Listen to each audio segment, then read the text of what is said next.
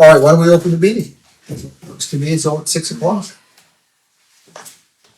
And I think, Erin, you're up first, so Great, lucky me. Shall I come up? please. I am not particularly well prepared. Here are my notes. It's all good. Well, you don't mind, yeah. So I think we are just, we're just starting a new fiscal year, April 1st. So we're really just, again, coming out of sort of our planning and budgeting season and heading into the doing stuff season. The village is about to come alive. We adopted a new strategic plan in March and our operating budget for the year. So we kind of have our path and now we can start moving forward. I think I've told you about our building projects. There's not a lot new, except that the Brethren Shop bathrooms, which are the ones sort of subterranean at the Brethren Shop that most people use after they check in, are under renovation. We're hoping to have them done by opening day on May 15th. It's gonna be close.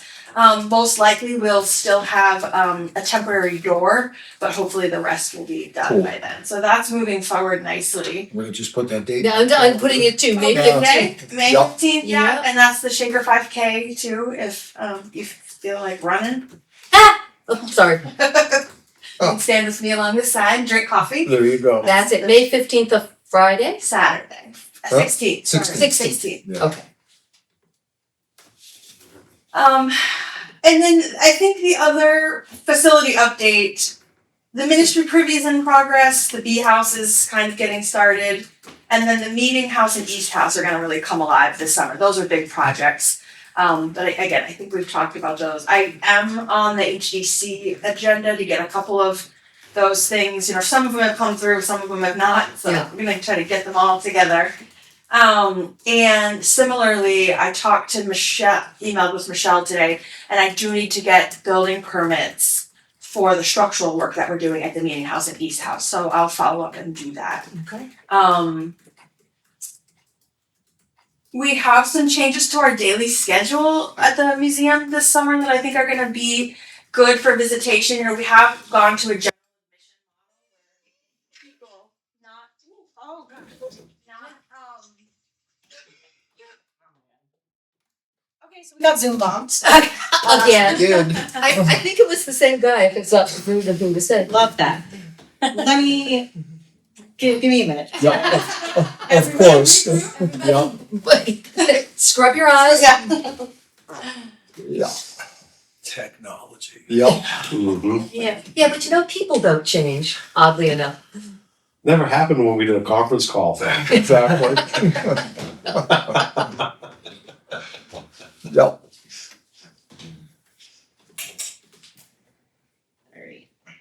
So I've never experienced that before. People coming in through Zoom can Are they able to find hack their way in and, fascinating. yeah. Wow, people need to get hobbies. Yeah. There's gotta be better things to do. Yes, I want to clean the host back. This happened during the conservation meeting a while back, and we were like, thankfully the screensaver afterwards was beautiful trees, and I'm like, serenity now, clean our eyes. Yep.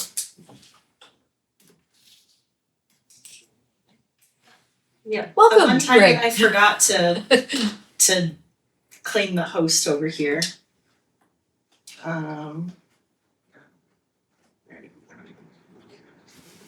Host.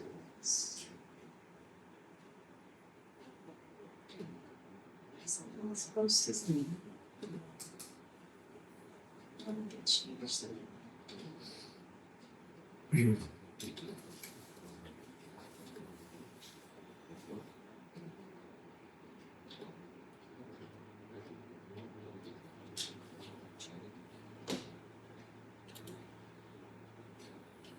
Can we just record? What happens if we just record without allowing Zoom for this meeting? There were some other people on there. Oh, And I'm not sure if they were all involved with that or if they were real people, so I should have this on and I can just do the waiting room. Gotcha. But I'm trying to figure out how to do the waiting room. because they moved it, of course. Name a waiting room. You have time to gather your thoughts. Yeah, I'm revising my list. There we go. Alright. Does anybody know who Michael Willis is? No, Is that a real person or? unknown to us. I don't know a lot of people though, so. Well, let's see if there's, I'll just Google Michael Willis. I think I'll leave them in the waiting room There you go. and I don't know. They can watch the meeting later if they're a real person.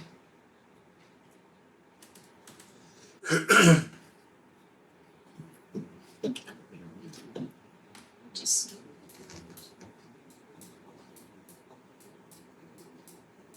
The only Michael Willis that I can find is in Granville.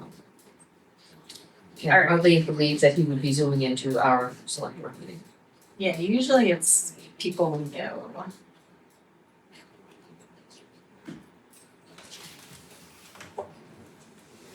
Alright.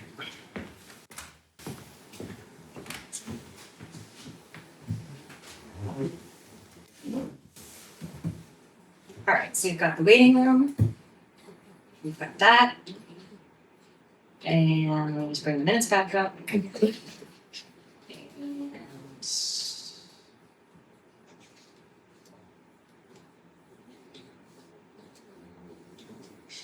carry on. Thank you. If you're able to, Erin. Sorry. All right, here we go.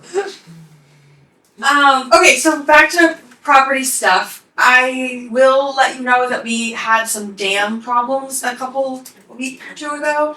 I don't know if you've heard The about sawmill that. dam, right? The Sawmill Pond Dam had a bit of a washout. And so I called the dam guy that I know, and he came out right away to take a look at it.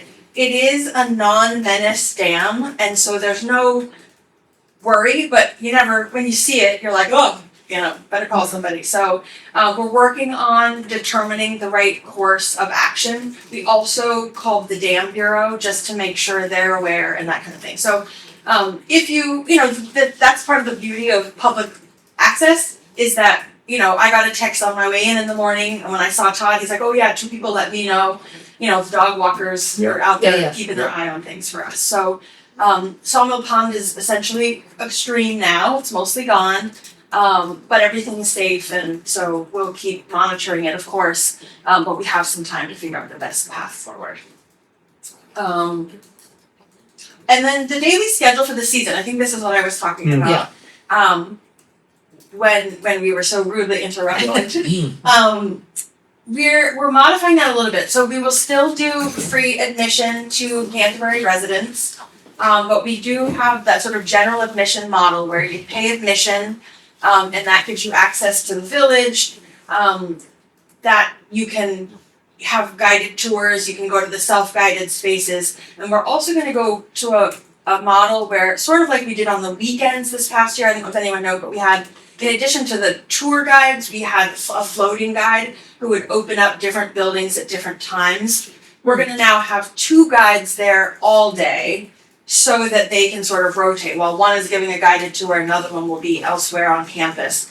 So there'll be a schedule of what's open when and that kind of thing. And we just think that'll provide a lot more access to buildings for people, things we can't just leave open. And Well, I was we gonna don't say, have- you'll also have eyes on. Yeah, so we won't be able to just have everything unlocked and have a docent sitting in every building or anything, but we'll have a lot more access, so I think it'll be good. We also have several special tours and activities coming up again, so those aren't quite ready to be posted yet, but we're getting our calendar loaded and those will be coming soon. This is not signed on the dotted line yet, but we are going to, I think I mentioned that Andy Messenger, who was our farmer at the village, has moved to Maine. And so we have put out a request for proposals and have been entertaining different options. And we will be partnering with Sanborn Mills Farm, who will be farming at Canterbury Shaker Village and offering some programming and things like that with us. So we're excited to move that forward. It won't be Andy, but it will be lovely. We're also working to reopen the Creamery Cafe. So we'll be bringing food back to the village during the day. Not sure when we'll actually get that open because I do have, of course, the permitting and licensing to do. And I suspect there will be some improvements that need to be made in order for that to happen. Do you have people to run that? I haven't hired yet. We just hired a couple of new positions. And in that process, we got a couple of people that look good, but that wasn't what we were hiring for. Yeah, yeah. So we have to, we may talk to them, but we'll also post those positions when we're ready. Great. And then I guess the only other thing that I have is sort of our up and coming events to kick off this season. The first thing we have is a women's leadership breakfast on Friday, April 24th. If you're interested in attending that, sign up soon. We're at 94 people so far. We're just about full. We're pleased by the attendance, but surprised. So Great. Again, if you want to come and you haven't signed up yet, do that soon. We suspect it'll be full by the end of the week. The next day, Saturday the 25th, we're gonna do our volunteer cleanup day. That's a combination of things. We're doing that in partnership with the Dewey School, so it'll be some sort of on their side of the village, some on our side of the village, and then even things like we have a group that's working on sorting out the letterpress sets from the. I know, I signed up for that. We're doing that this Yeah. Saturday too. Also, Yeah. but yeah. I know, that's So gonna be that's great. coming up. Opening day, we talked about that on the 16th. Yep. Don't let me say it wrong again.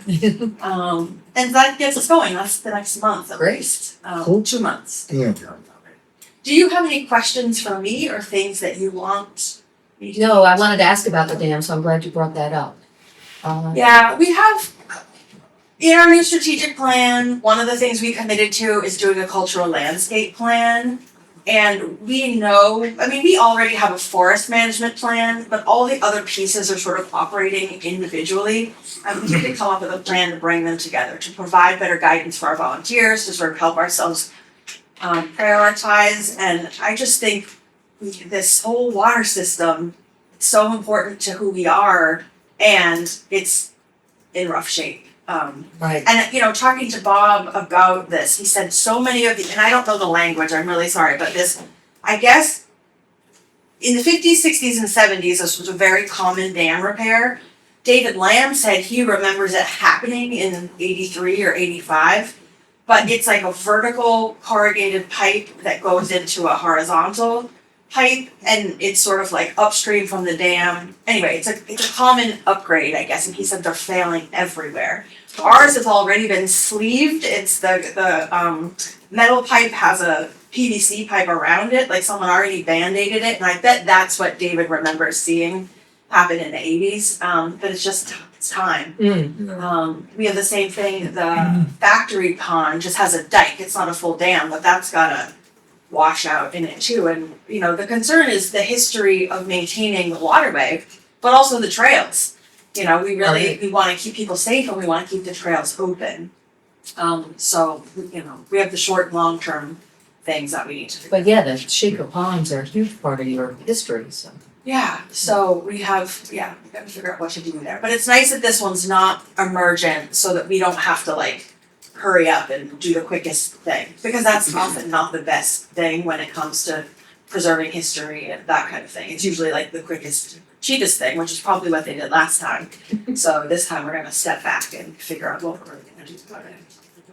So we'll keep our eye again on down to Asby Road and that kind of thing, but we don't anticipate, we can see when it surged, we can see where it went and where it dropped debris and that kind of thing, and it looks like, everybody's gonna be. Anyway, any other questions or? That wasn't, concerns for me? we have a hazard mitigation plan for the town and we identified the Shaker ponds. Mhm. That was not one of them that was listed as a hazardous pond, so Yeah, when David talked to me, David Katz called and talked to me about it. And okay, so we went through the hazard mitigation plan and saw that it was all set, we were all set from our perspective. okay. Yeah. Okay, good. Yeah, it'll be interesting. He might have told you, he doesn't want to prioritize fixing the dam. I'm not sure that He said it's a nice little brook. he thinks we play the let's restore the environment card, but you're gonna be hard pressed with people like me and Kyle around so we'll see. We Yeah. can take some time and think about it. Well, thankfully you have time, so that's Yeah, good. so we're just glad to know. Again, we'll keep watching it, because if it Yeah. does erode, the trail could become unsafe, and we will either close it off if we suspect that happens or something, but, the beavers sometimes step in and help out in the short term too. Yep. So, see what they do. So, great, well, thanks for the time, All I right, appreciate it. thanks, Erin. Appreciate it as always. Good to see you all. Right, 16. 16, not the 50. Not the 50. I think I'm gonna step out if that's okay. Oh, All right, Absolutely. Have a thank good you. night. Nice recovery, Pat, well done. John, good evening. Good evening Welcome. to you, and good evening to all of you. Hey, Don. So, on behalf of the cemetery trustees and the cemetery historian, I asked to be able to speak to the board regarding the historical narrative that we submit along with the cemetery trustees report to the town. Over the last, I don't know if you're aware of sort of the history, but over the last 16 years, Mark Stevens, the cemetery historian, has prepared a written piece, and primarily on historical town citizens of the past. His work has received favorable feedback, and I would think with the upcoming tricentennial that these pieces might be even more relevant. Regrettably, over the years, the printing of these narratives has encountered some obstacles, and I guess I'm here representing the trustees and historian to get some reassurance from the board that these pieces are of value, and the cemetery historian should proceed in writing these exceptional pieces as we go forward. Is that all you need is for us to say, yeah, great, Yeah. go ahead? I mean, you're not looking to have them printed or preserved or, No, They're well, all- obviously, we'd like to see them printed in the town report. And over the 16 years, there have been a number of incidences, starting from the first year when the selectmen approved them and they weren't printed. Over time, there was some debate as to the size of the town reports, that yeah. it was a space issue. That- But that's been resolved, it seems. Yeah, and I think that would be the only limiting factor. I think we're still limited as to the number of pages No, before the cost goes up, or did No, that they change? won't. Okay, good. um, So, it was several years ago, like John Yeah. said, that was an issue. And I do know that, we had a concern, there was a concern brought up at one time because one of the stories wasn't published, and it was because of space issues, and we ironed it out. It was, we talked about it and said, well, we're sorry, we should have notified you guys ahead of time that we couldn't put it in. This time it was just an oversight. We got it, okay, we did the town report, and it was oversight on our part. Yeah. And, it's one of those things that happened, yeah, okay. so. Yeah, but certainly speaking for myself, Mark, I think, does a fabulous job with them.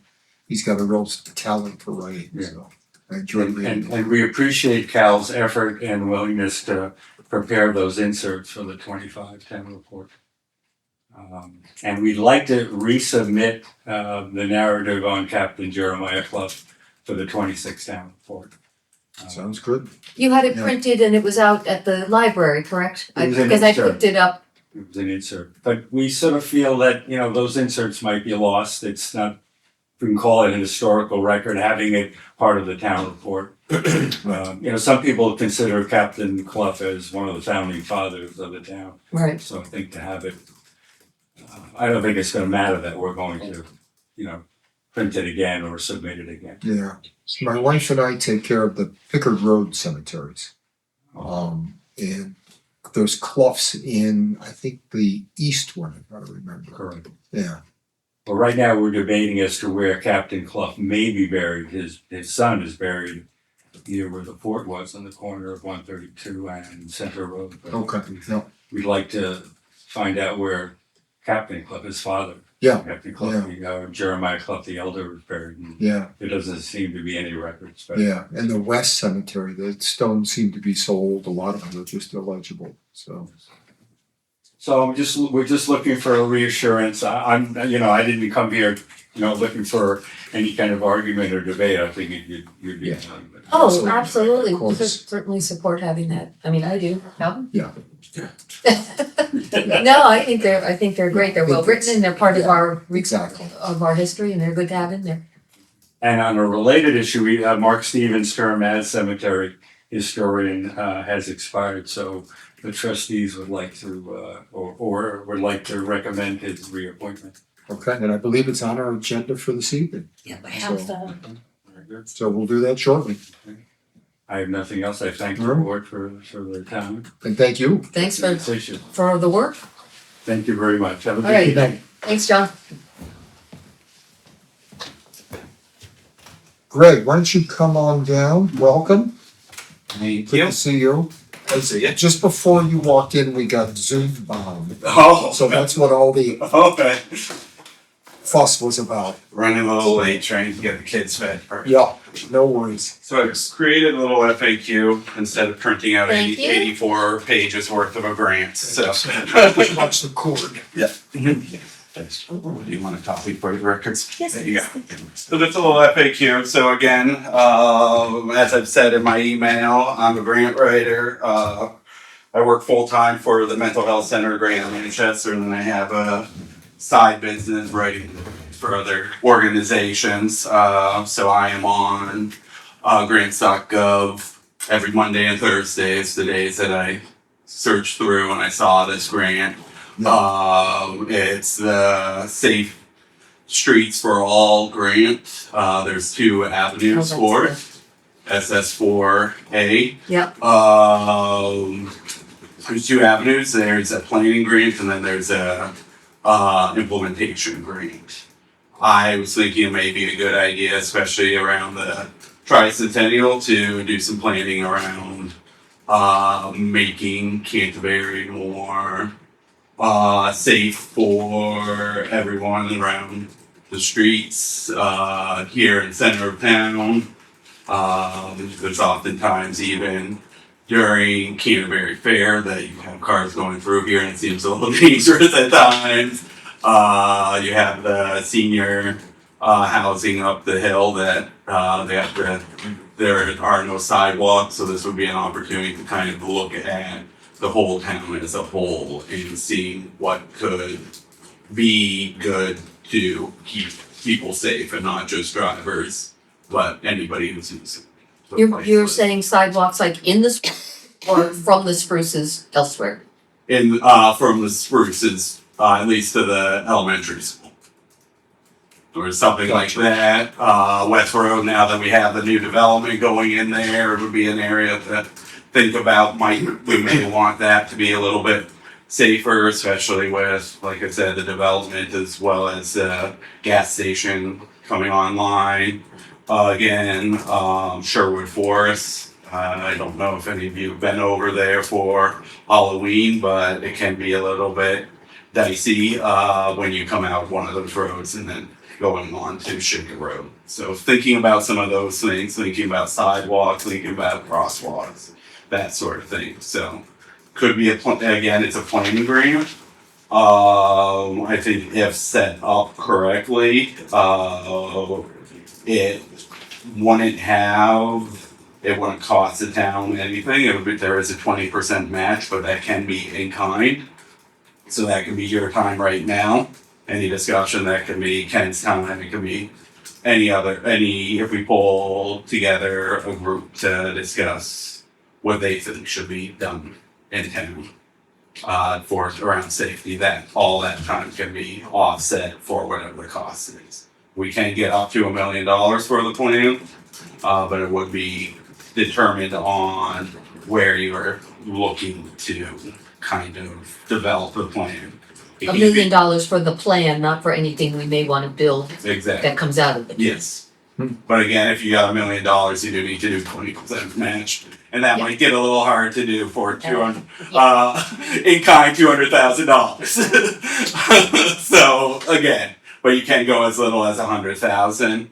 And then when it comes to any of the thinking about infrastructure or anything from that, looking at federal government for anything with our roadways or safety, you need to have a plan, a safety plan put together and anyways in order to apply for funds. Yeah.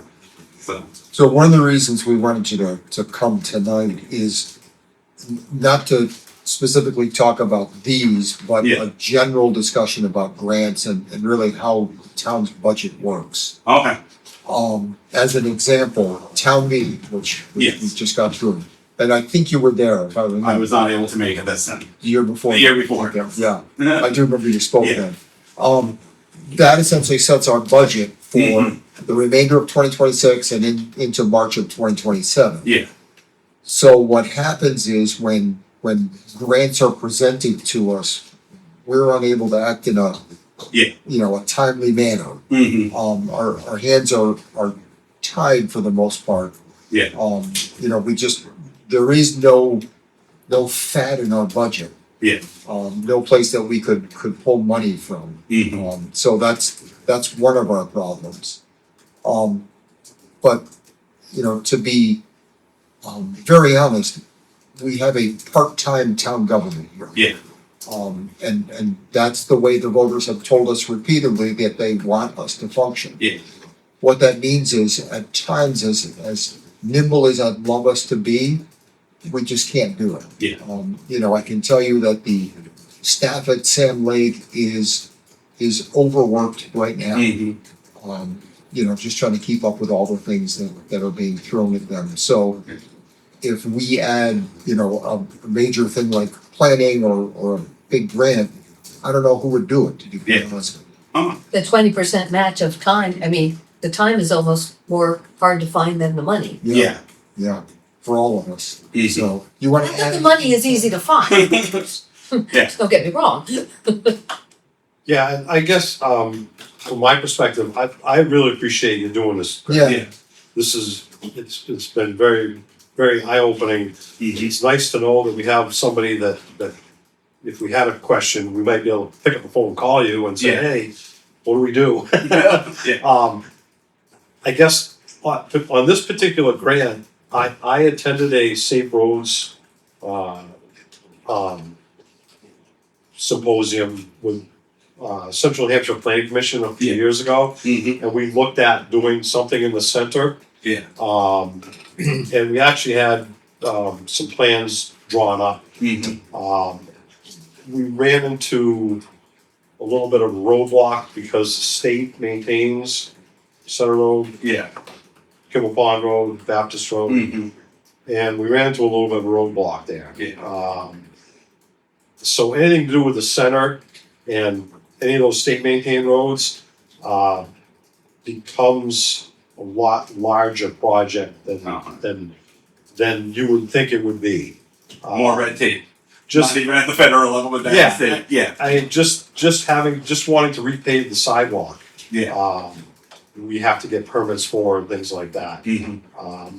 The intersection with Morrill and Kimball Pond Road, we tried a few times to do something with it, Yeah. and we've run into some problems there. Mm-hmm. So I think, this is a great idea, Mm-hmm. but as with having to do with the center, it becomes a little more cumbersome, Yeah. and it's not as, I guess, straightforward Mm-hmm. as you would hope. Yeah. And unfortunately, I used to live up there next to the spruces. Yeah. And I always thought it would be nice to have a sidewalk. Yeah. But again, with the state, it would be, I think it would be a much bigger project Uh-huh. than my office really is set up to do. Yeah. We don't have a professional planner. Mm-hmm. We finally this year got our land use administrator, Mm-hmm. and she is working 20 to 25 hours a week and busy every moment that she's there. Yeah. So, unfortunately, I think it's a sign of the times that we're saddled with a lot of this stuff. Yeah. That makes it more difficult to get things that would be useful for the community. Yeah. And unfortunately, at this point, we're kind of in the mode of, we identify a problem and then look for solutions versus let's look ahead and see, hey, this could be a problem. Let's find a solution before it becomes a problem. Yeah. We're in the reactivity mode at this point, and that's hard to do. Yeah. It's hard to do for municipality. I mean, we can look ahead on some things, Yeah. but unfortunately on projects like this, it becomes more difficult. Oh, If I could interject, though we do have some problems, my issue with this is great, but it's so big. And the scope of it is so big, and our matching and everything is so big. We have things around town that we know we need help with that are smaller, Yeah. that if we could find, like, we wanna do a hazardous waste collection day. Those are expensive, there was costs involved, there was time, labor. I mean, is there smaller grants that are more targeted, not $200,000 to just plan, Yeah. and then we have to spend the money? Mhm. If we can identify small things that the town needs, and are there grants that are more targeted? There are. Smaller grants usually aren't designated for municipalities. So you would probably want to partner with a nonprofit that then could apply for covering something like that. And then you would be the fiscal agent while they would be the ones that want it. So you would be overseeing the money. Interesting. So that's the way. So if there was a conservation project that perhaps there was a grant, well, the Conservation Commission is pretty good at tracking those down, but let's just say hazardous waste collection. Who would, what kind of, I mean, if it's happening here in the center of town, you could go with the Friends of Canterbury Center, maybe they're a nonprofit, and then have them interesting. take the lead and write it through them, as long as their mission would match what you're looking for. Because again, I also, on the other side, I do also do grant reviewing, so for the federal government as well, so I see both sides and what you'd be looking for. So if at some point we came up with a short punch list of things that we have identified or we think are issues, would you be interested in looking at it and saying, okay, this is how this might work? Yeah, I could walk through that with you all and see how it could work. I mean, something to know with grants, as you all probably have experienced, you apply and it could be 6 months before the money comes in, so Oh, again, it's also thinking about what your plan is and, having the town meeting and then having the budget, even thinking a year beyond that, like, what would you need or that sort of stuff. Yeah. And we have written warrant articles that allow us, one was, and we've done it a couple of times, is for the, for equipment for the fire department. Yeah, And the warrant articles have been written so that if we get the grant, we can spend the money. If we don't get the grant, then we don't spend the money. Yeah. And we don't Yeah.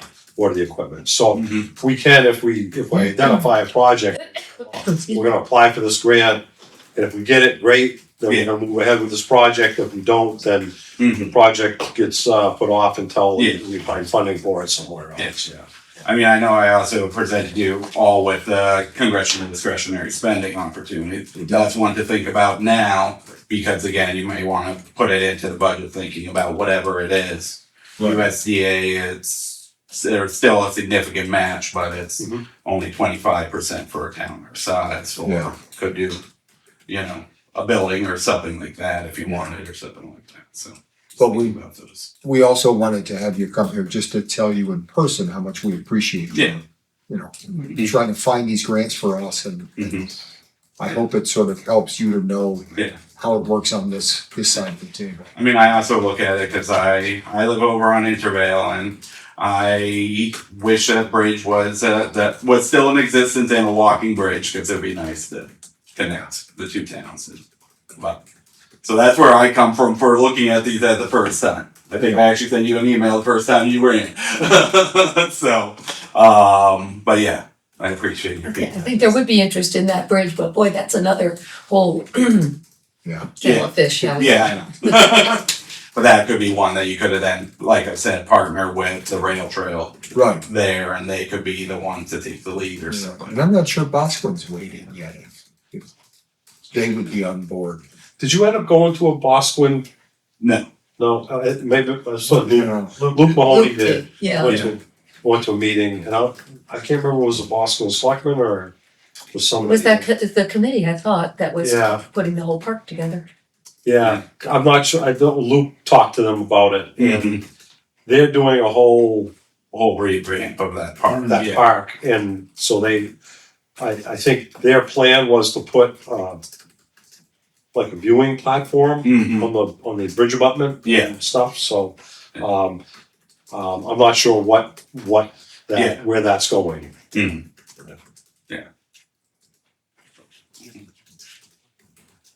But yeah, like I said, I'll keep an eye out, but if there's a list that you have that you're looking for Sure. funding, if yeah. you start planning, just Yeah. send it on over and I can try to identify some leads on that and send it your way. That would be incredibly helpful. Yeah, yeah, thank you. Alrighty, Thank you. thanks, Craig. Yeah.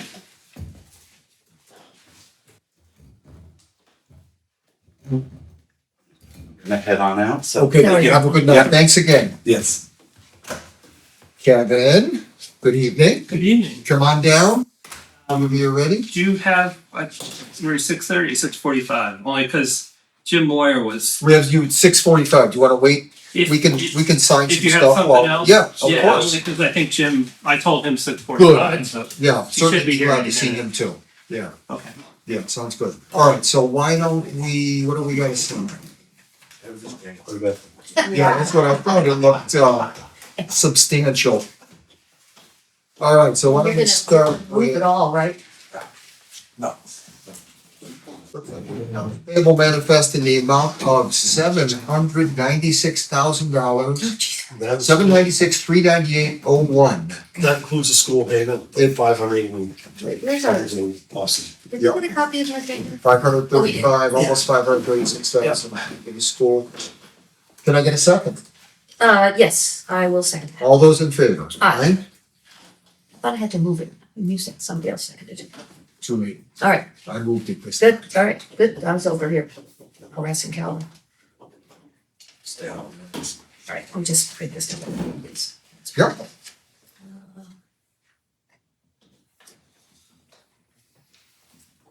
Sir.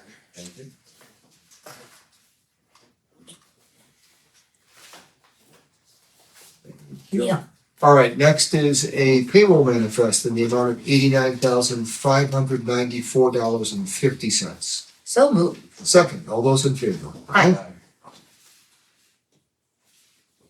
Oh, yeah, there. Thank you.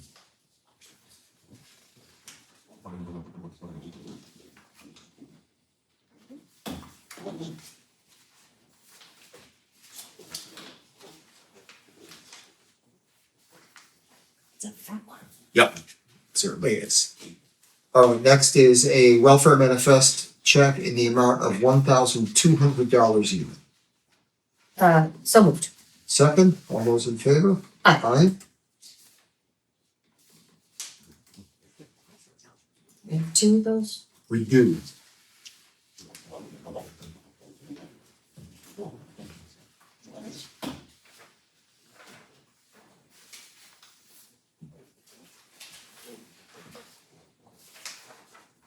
All right, the next welfare manifest check is in the amount of $880.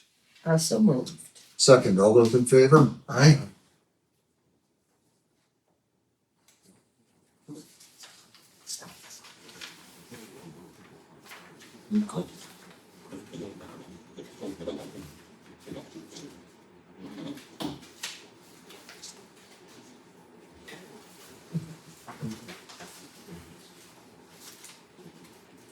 Do we have to approve all four interfund transfers separately? I assume so? Yes. You don't Okay. have to do motions. No, Right. Okay, so we'll just sign it. Is that what you're saying? Okay. that's And I don't say this. that's what she said. Didn't you? Yes. Good.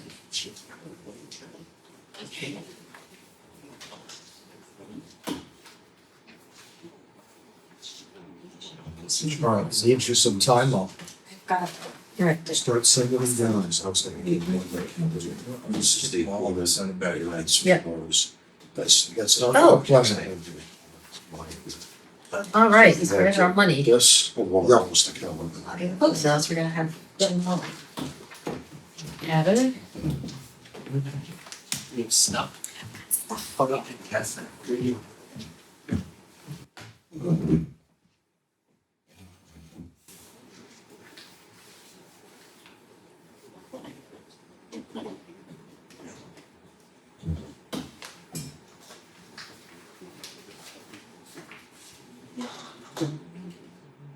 Instruction, capital reserve. So the one place to send it. That's what I was just looking, so this just needs a signature. Yes. You wanna hear about the pretty salt shed up in Northfield? It's green and lovely. Do we know anybody in Northfield that we can call to find out how much they spent for it? Yeah, sure we can. Mandy. It's right as you come in, right by the, where the old chow pasta used to be. One of the kind of fabric-y ones with the concrete base. Looks fairly new. Alright, so I just signed, Swansea and Sanderson this is for an audit. So it's an engagement letter, a Yeah. governmental letter for the audit. I'll let you guys have the opportunity to look at it. This is the worst copy ever. Sorry. Not off our copy, Ron. No, this is not Not off. off the new copier, that was off my printer, I apologize. Oh, no, so sorry. That's okay. It's lovely. Textural. All right, so this is just, Yeah, that's just the engagement letter Oh, yeah. that tells what they're gonna do, what their responsibilities are. okay. How long will they be? Are they camped out there for the? We're there all day today, they're coming back tomorrow. Don't know how many more field days they're gonna have. Yeah.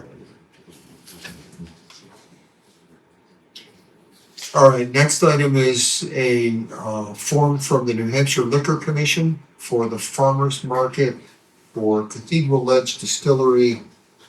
I assume to sell. Yes, Yeah, so anytime, not sample.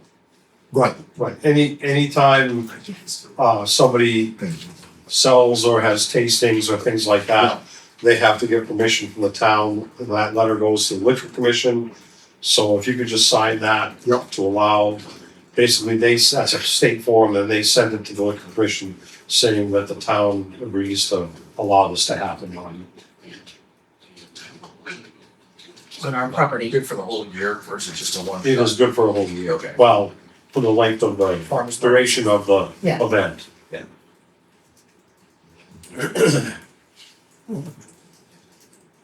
Anybody wanna look at it?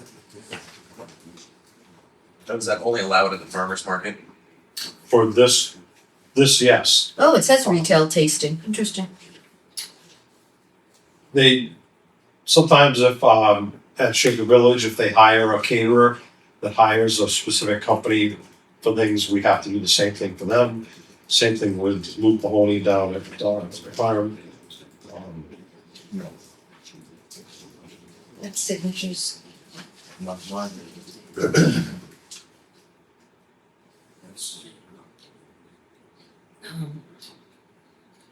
Tasting. Oh.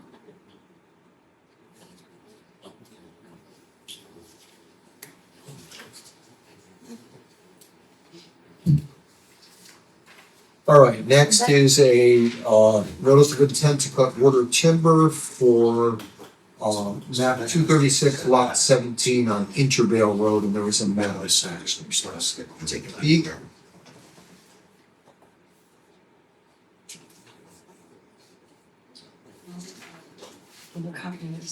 Oh, that's. It has to go like, once I can see it.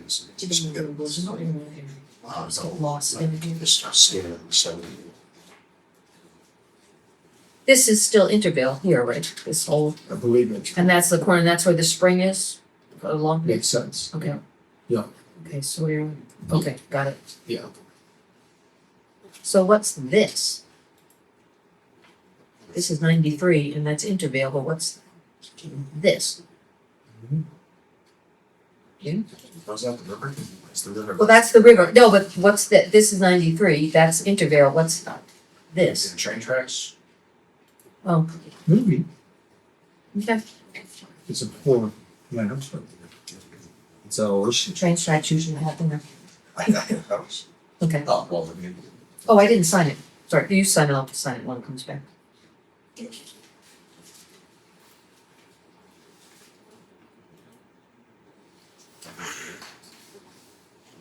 just one way, just the front. I thought you already cut that. Apparently not. Well, sometimes things are. It is what it is. Yeah, exactly. Yes. All right, and Canada Palace original warrant, it looks like from timber cutting as well, right? So yield tax levy, Yep. So that just needs signature, no, correct.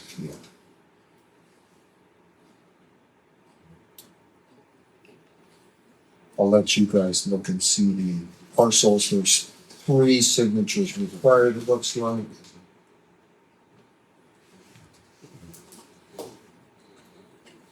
Actually,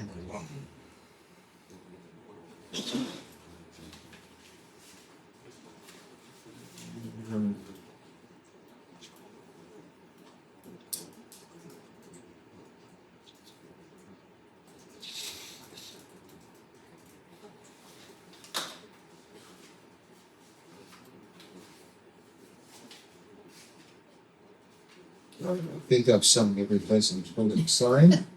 I've just been signed under where you did, so if we miss it, Right. you're bad.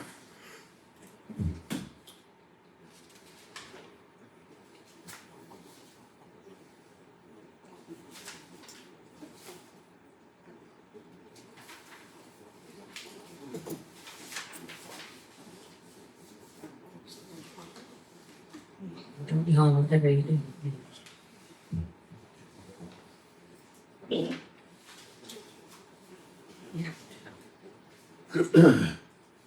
There's all separate.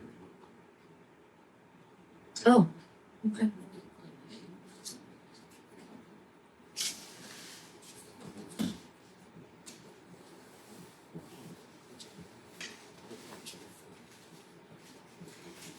Mind you, I have to tell you about the black walnut since we're having a case.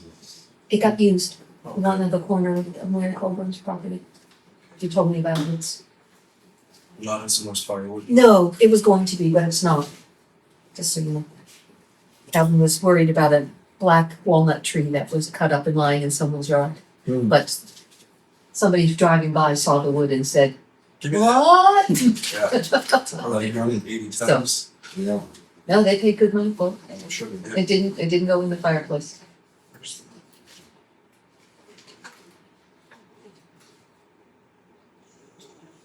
I heard about it when I did the last the close. I wanted to make sure you knew. I appreciate it.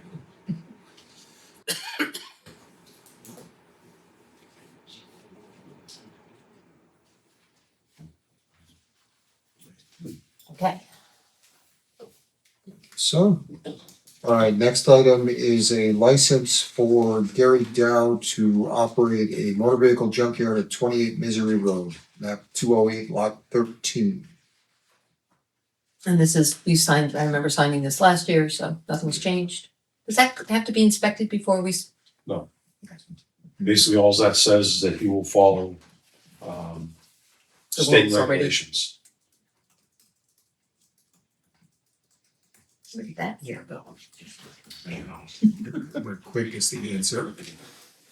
How long is there between cutting and then levying the timber tax? Good question. That's probably Guess it's paperwork, basically.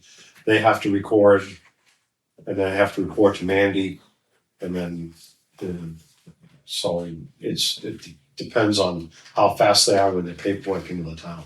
Okay. I don't know if there's a deadline, I really don't know. Okay. All right, next item is an appointment slip for Randy Johnson to the Recreation Committee for a 2-year term. Okay.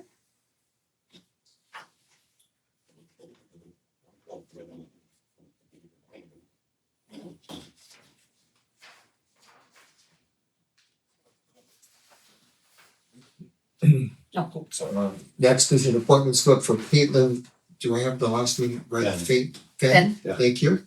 For a 2-year term also to the Recreation. Yeah.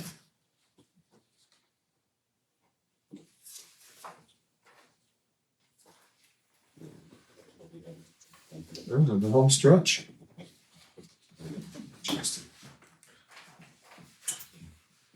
All right, next is Jeff Beltramo to the Energy Committee for a 3-year term. No, with that, to you.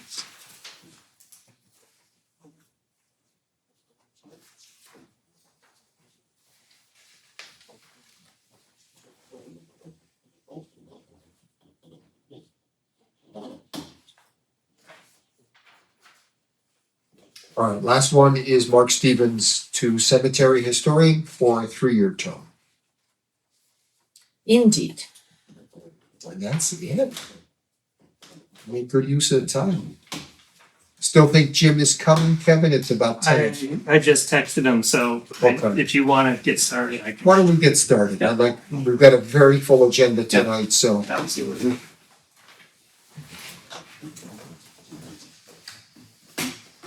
You wanna start our discussion? Yeah, so I, put together this, I saw that actually, yeah. that should be in your, And I'm just, Oh, okay. Nice. Hands down, thank you. Color coded and everything. The only way to keep track. Yep.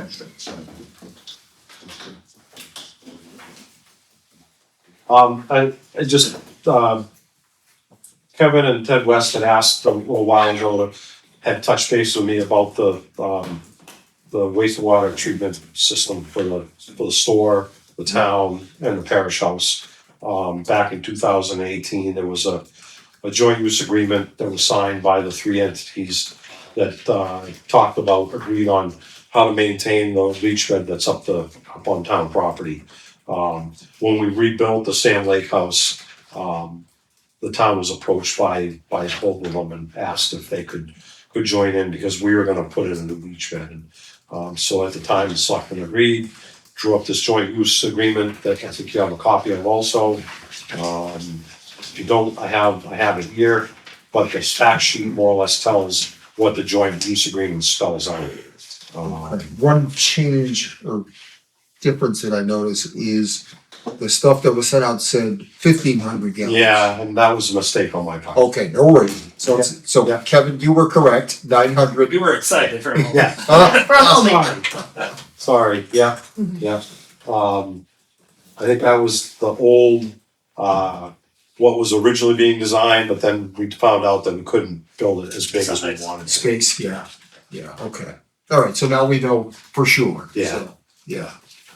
So basically, that one's designed to accept 900 gallons a day. The market is gonna exceed 600 gallons a day. And the town and parish house combined not to exceed 300 gallons a day. And each party will be solely responsible for cost operations with respect to septic tanks, pipes. It does say, and again, this is, when we first signed this thing, it was, okay, yep, this is what we're gonna do. We did, set up water meters in all 3 facilities, so we've been getting that. But it does say that, in the agreement that we're supposed to, pump the septic tanks and inspect them and file a report every 3 years.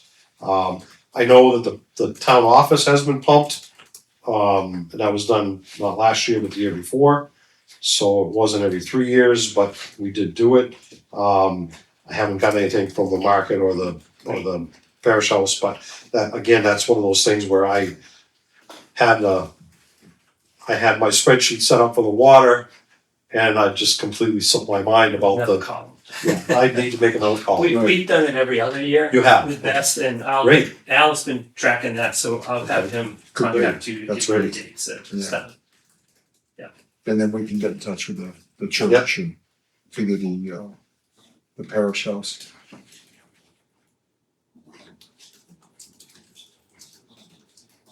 I think I sent out, the spreadsheet with, the numbers from, at least from the water meters. So you can see, and I just printed out 2025 on this one, and you can see where we've never reached our maximum capacity. Right. In fact, we're quite a bit below it.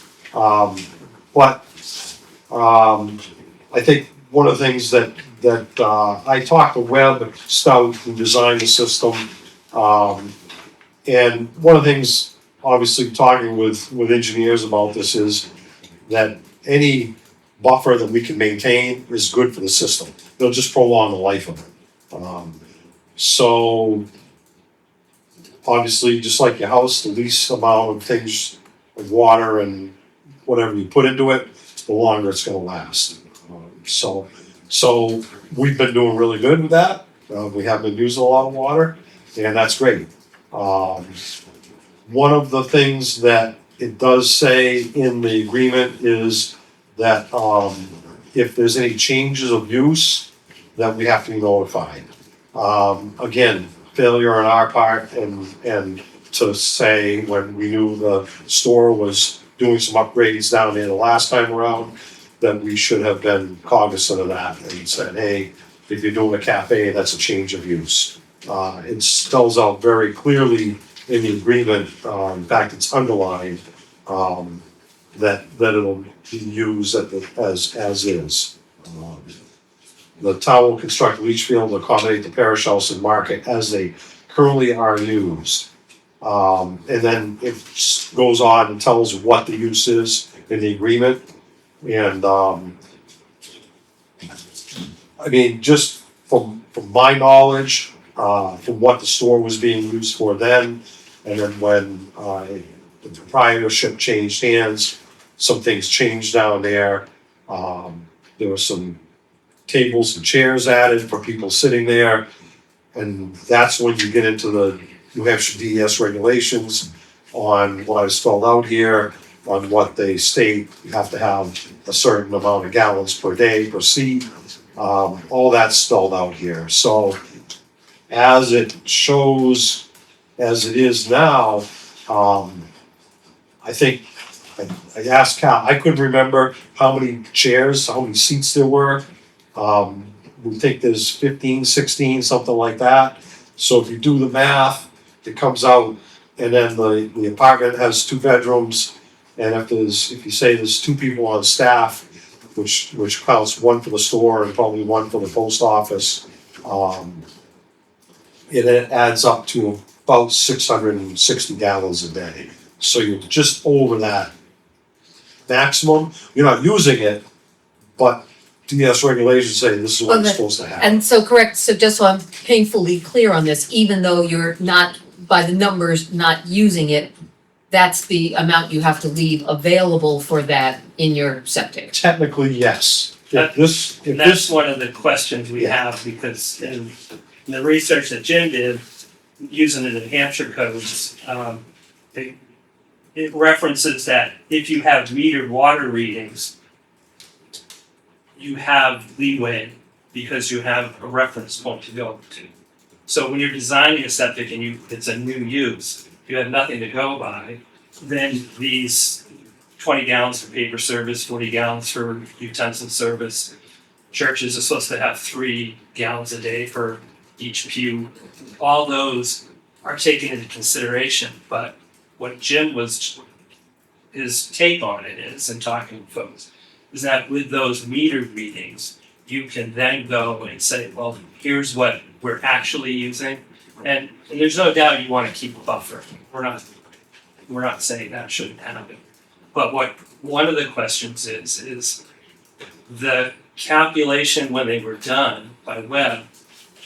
And what we did is we if you look at line 1 on the colored sheet, that was the calculations that Webb did. And basically in line 2, it shows that the 150 gallons for both the Sand Lake and the church adds up to that 300 combined. And then 300 for a 2-bedroom apartment. And the way he figured it was square footage is 5 gallons a day for the dry goods, 2,040 square feet at 5 gallons per day gives you the 102. The office, which I assume he was thinking upstairs because he'd separated the PO as a different item. So the office would be 15 gallons at the time. It's 10 now. 15 gallons times 2 people, and then the post office was figured on square footage, 900 square feet. They figure 10 gallons per day per 100 square feet. And Kevin, they being the regs, yeah, your meter readers figure. the regs. The The regs, regs. if you're planning Okay. future use, say, at the time it was 15 per day, it's now 10 square. 10 gallons per 100 square feet per day. There you go. He made a calculation, the post office is not 550, it's 350, but it's like 60 some gallons, a big difference. But so line 2 gives you what the starting point was, so to speak. Design of the leach field was based upon the 2,100 square feet. And so when I looked at the metered, which I also included 2025, which is also Ken's thing. And looked at the average, they go by the highest. And it's hard because we're not metering each day. We're metering it each month, so we're Yeah. taking an average. Yeah. But if we take the highest average, just so that we make sure that we're giving ourselves enough headroom, basically that's what line 8 is showing you. That we used between Sand Lake at 17.8 gallons a day, 165.9 for the church, and then the LLC combined total was the 219 gallons. So we're using 403 gallons in 2025. Per day. I mean, this 219 is per day. No, well, that's the average. That was the highest that they did was 219. But in one day, that's what I was trying to. No, that was average over a month. Over a month, okay, Yeah. And so that makes more sense. that 403 is out of 900. So you can see that you've got a fair amount of headroom, and that's what I was trying to figure out on line 9 is what the On- remaining capacity is for each of our entities. And so basically, we've got about 55% of the total leach field capacity that we're not using. And that breakdown is that the town has 88% of their 150 gallons. The church is last year over their 100. And I want to stop here because I think this is one of the things that I'd like to clear up. Mhm. Is that in the agreement it says that it's the town and the church that has a combined 300. It doesn't state. Hey. What does that mean? Right. Right? And so if we're looking down the road and saying, well, there's excess capacity, can we have some of that? Can the church have some of that? How's that gonna work? Because it appears that in the initial agreement, that was already kind of created for the church because their total, it doesn't say that they're allotted 150 Right. and the town's allotted 150, it says they're both allotted 300, right? And if you, I think at the time, they were on town water. Right. So they had the metering going on, which helped him set Correct. that. Correct. And then, when they wanted to increase the, increase the amount of students they could have, the problem is the town is a non-transient or a transient water system. Yeah. And the increase in numbers of students would have pushed that over to what's called a transient water system or non-transient water system, which requires certified operators. And at that point, the selectmen said to the church, the parish house is gonna have to drill its own well. Cause it's very expensive to maintain a certified water system. So they went off of town water, they still maintain the water meter. And I, at that time, they were set up for 22 students. They've so far since then increased it to 29 students. I don't know if that's what their enrollment is, but that's what they're licensed for. And I think that's a conversation the board of selectmen have to have with the church, because as the agreement says, as they currently are, and then the church or the daycare increased its with the students. So that has to be taken up, and I think at that time, there may be some renegotiation, or probably should be some renegotiation on total gallons and split it and say, well, the town is gonna have this much, the parish house is gonna have this much, when the store is gonna have this much. I think Yeah. That seems to be, there seems like there's a lot in this agreement that needs to be cleared Yeah. up, Updated. Because updated, on because the there's still sheet, things that are. 29 students at 10 gallons plus the 2 staff Right. already puts them over your combined Right. town and Right. church use. Right. So yeah, so that in looking at what's the headroom, what's a reasonable buffer to maintain, what would we have left and how could we split it so everybody's got what they need? Because I think if you follow through the rest of this, I think it's doable. It just isn't doable according to the way it's written. Well, and part of it we'd really need to know exactly what they're going to be doing in the store, because that will help us know. Yeah, I mean, well, the food prep is a big thing, and then, we as the tenants have basically said that the current agreement is that they'll operate under the same licensing that the Val shops were. So that's paper service, so that's 20 gallons per day. So what we're trying to do is get that 16, 15 seats or whatever up to 20. 20 or 24 is like that cafe licensing. So we've got separate things going on here. We have our town issues with the leach field, Yep. but then the state requires certain things Yep. for their level of food service.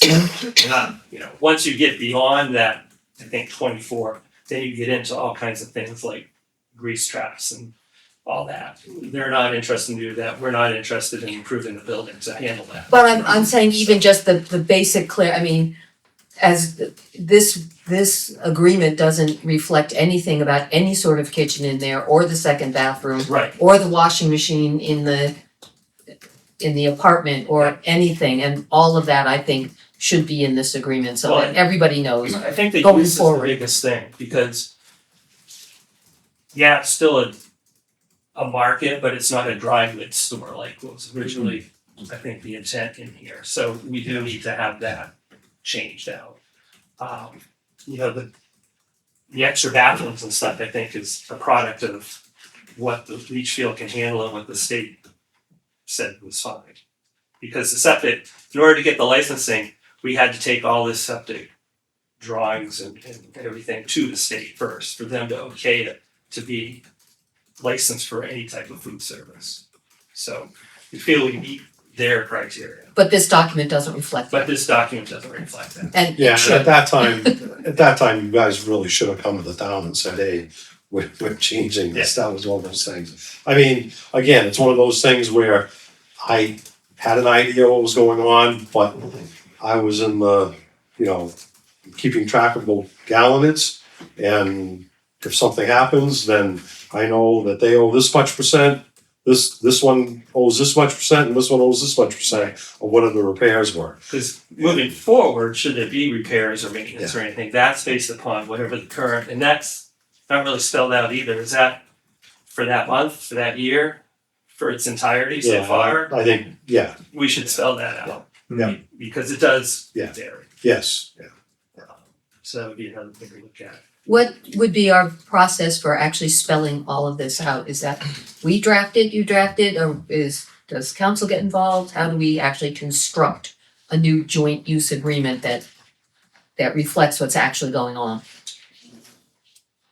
I would think we draft, Yes. yeah. The way it worked is when we did this last time, we met with the town attorney, gave them the particulars, and then they put this together. They wrote this. We sent it to all three parties, had their legal people look at it, and then it was signed.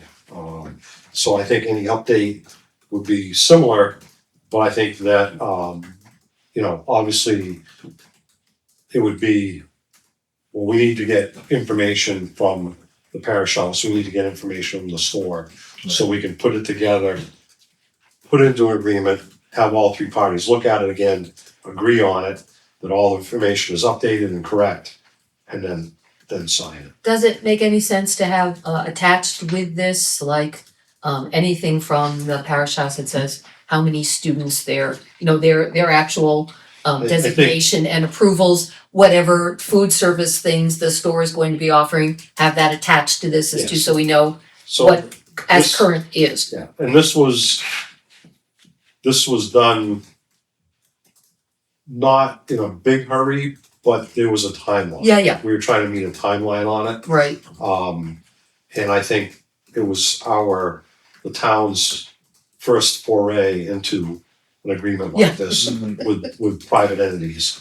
And that's what happened. I think these documents have to be living and updated as time goes by. If the town office ever decides to go 40 hours a week, then it would have to be updated because Right. that would increase the amount of use that the septic system would get. And I think, based on 17 gallons, if you Yeah. did 50 gallons, Yeah.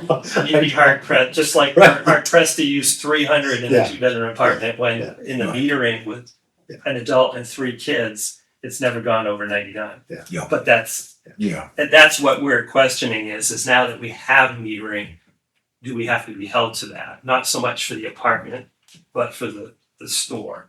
Right. Because if you look at line 16, 14 is the gallons split up just as they are now, 150, 150, and 600.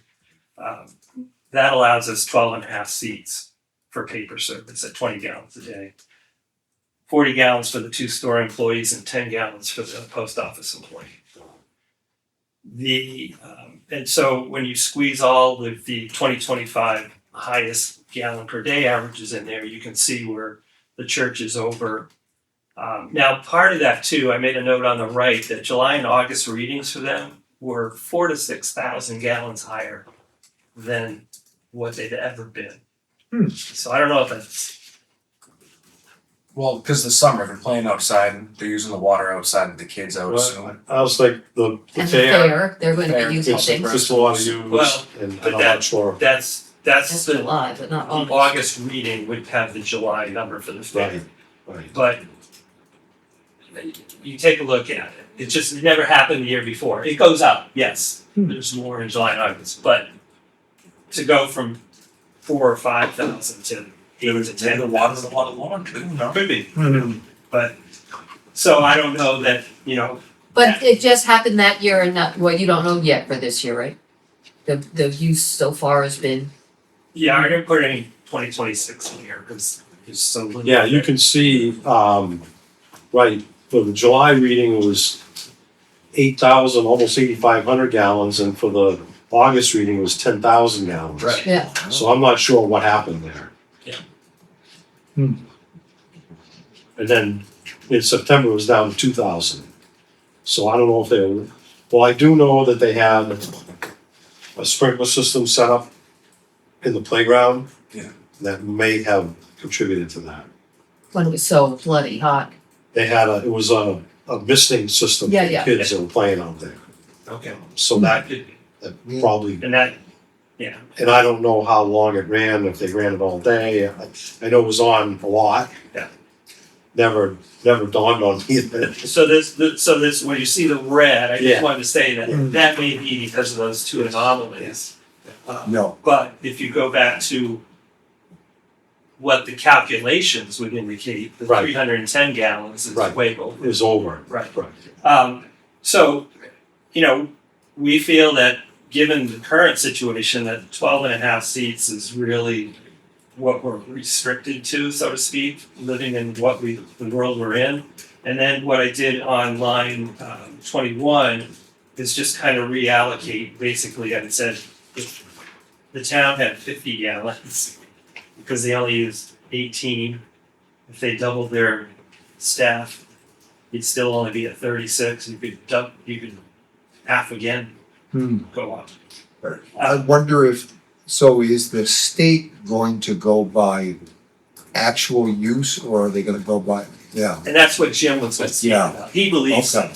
He believes so. But I don't, because it's. that's not my expertise, so I don't want to talk about Yeah, it. I get you. But yeah, his reading of the case law and how it's worded on, and I included on the back, in the middle somewhere, the New Hampshire administrative code regarding the septics. And you can see design flows based on meter water readings can be calculated by measuring not less than 6 months of consecutive daily meter readings. No.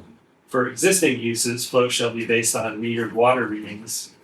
So now we have an existing Yeah, operation. way more and than 6 have months. metered readings. So that's his take on it is that you're held to not putting more than 900 gallons a year, Right, basically.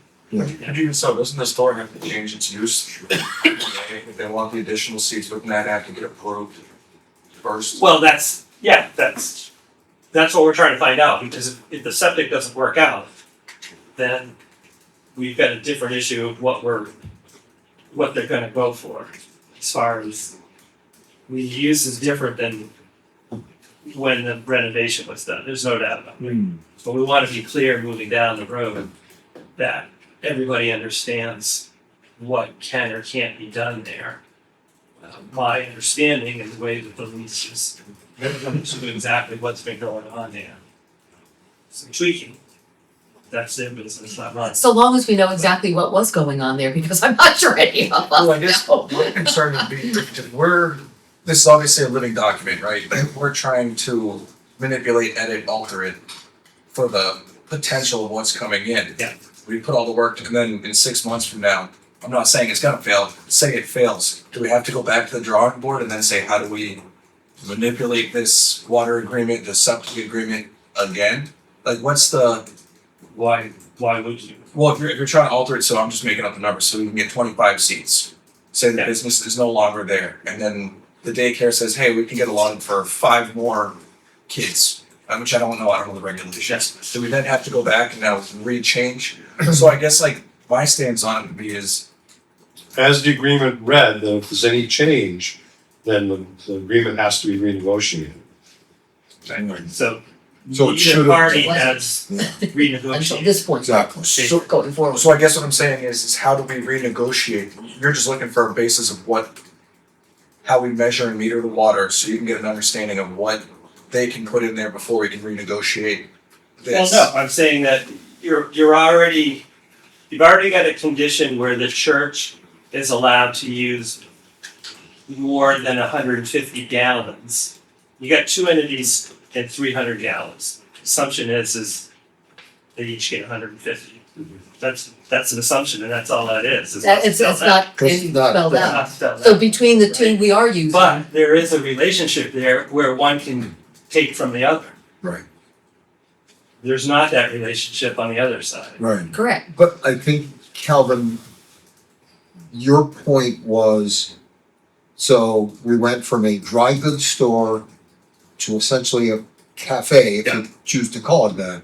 And there was a change of use and the ZBA was not consulted, right? Right. There was no, so I almost think that's problem one, is you're not necessarily square with the zoning book. So, yeah, and we're happy to go to the zoning board, but my understanding of how that works is that because they're not making food to order, they are selling it as a package, that keeps it as a store and not a cafe restaurant.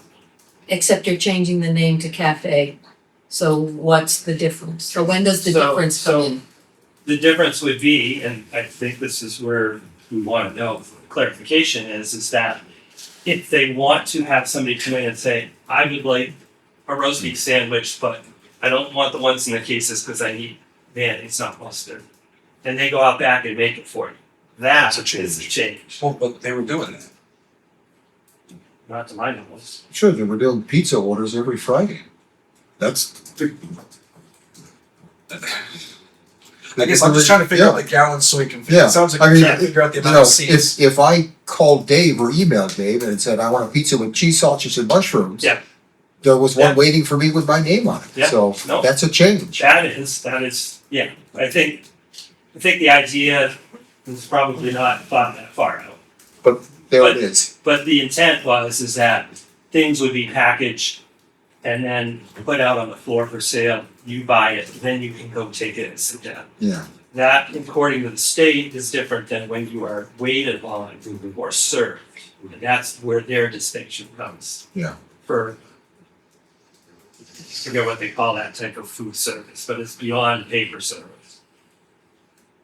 So, yeah, so that's what we're trying to figure out is we want to be able to know so we can put the brakes on Yeah. something if, I think we're probably not the right board for that discussion. I mean, probably the CBA, you know. Yeah.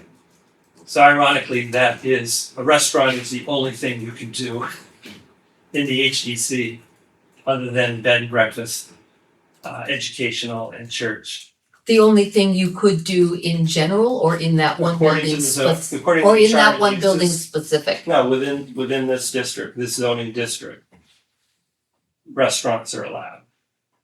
And where did you, I But couldn't see where you, stores, retail, where did you find that, Kevin? Cause I couldn't find the it. Where ordinance, is the it? table of uses. Table of Table of uses. uses, Yeah. okay. Yeah, So that you can't have retail either under or over 5,000 square feet. No, I got You them. can't have, you couldn't have a store. I just didn't know which document. Store was grandfathered. So there's minimal things you can do with that building. right. And I guess, Ironically, one of them is you can't have a restaurant, i.e. a cafe. So if a restaurant fails, it could never be a store without getting a special exception, because once you You would change drop the your use, use. right? Yeah. so shouldn't that have happened when Joe and Tony stopped? And there was a period of time before the Dalshaws came in. No, you have a year.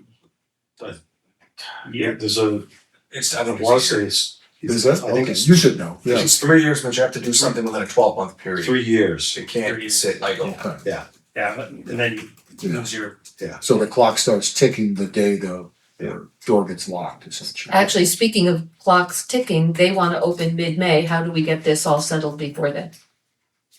well, It's now again, if they don't make getting to be pizzas to mid-April. order, Or empanadas or anything Empanadas. else that they're talking about. then it's, then it's a matter of the seating right away.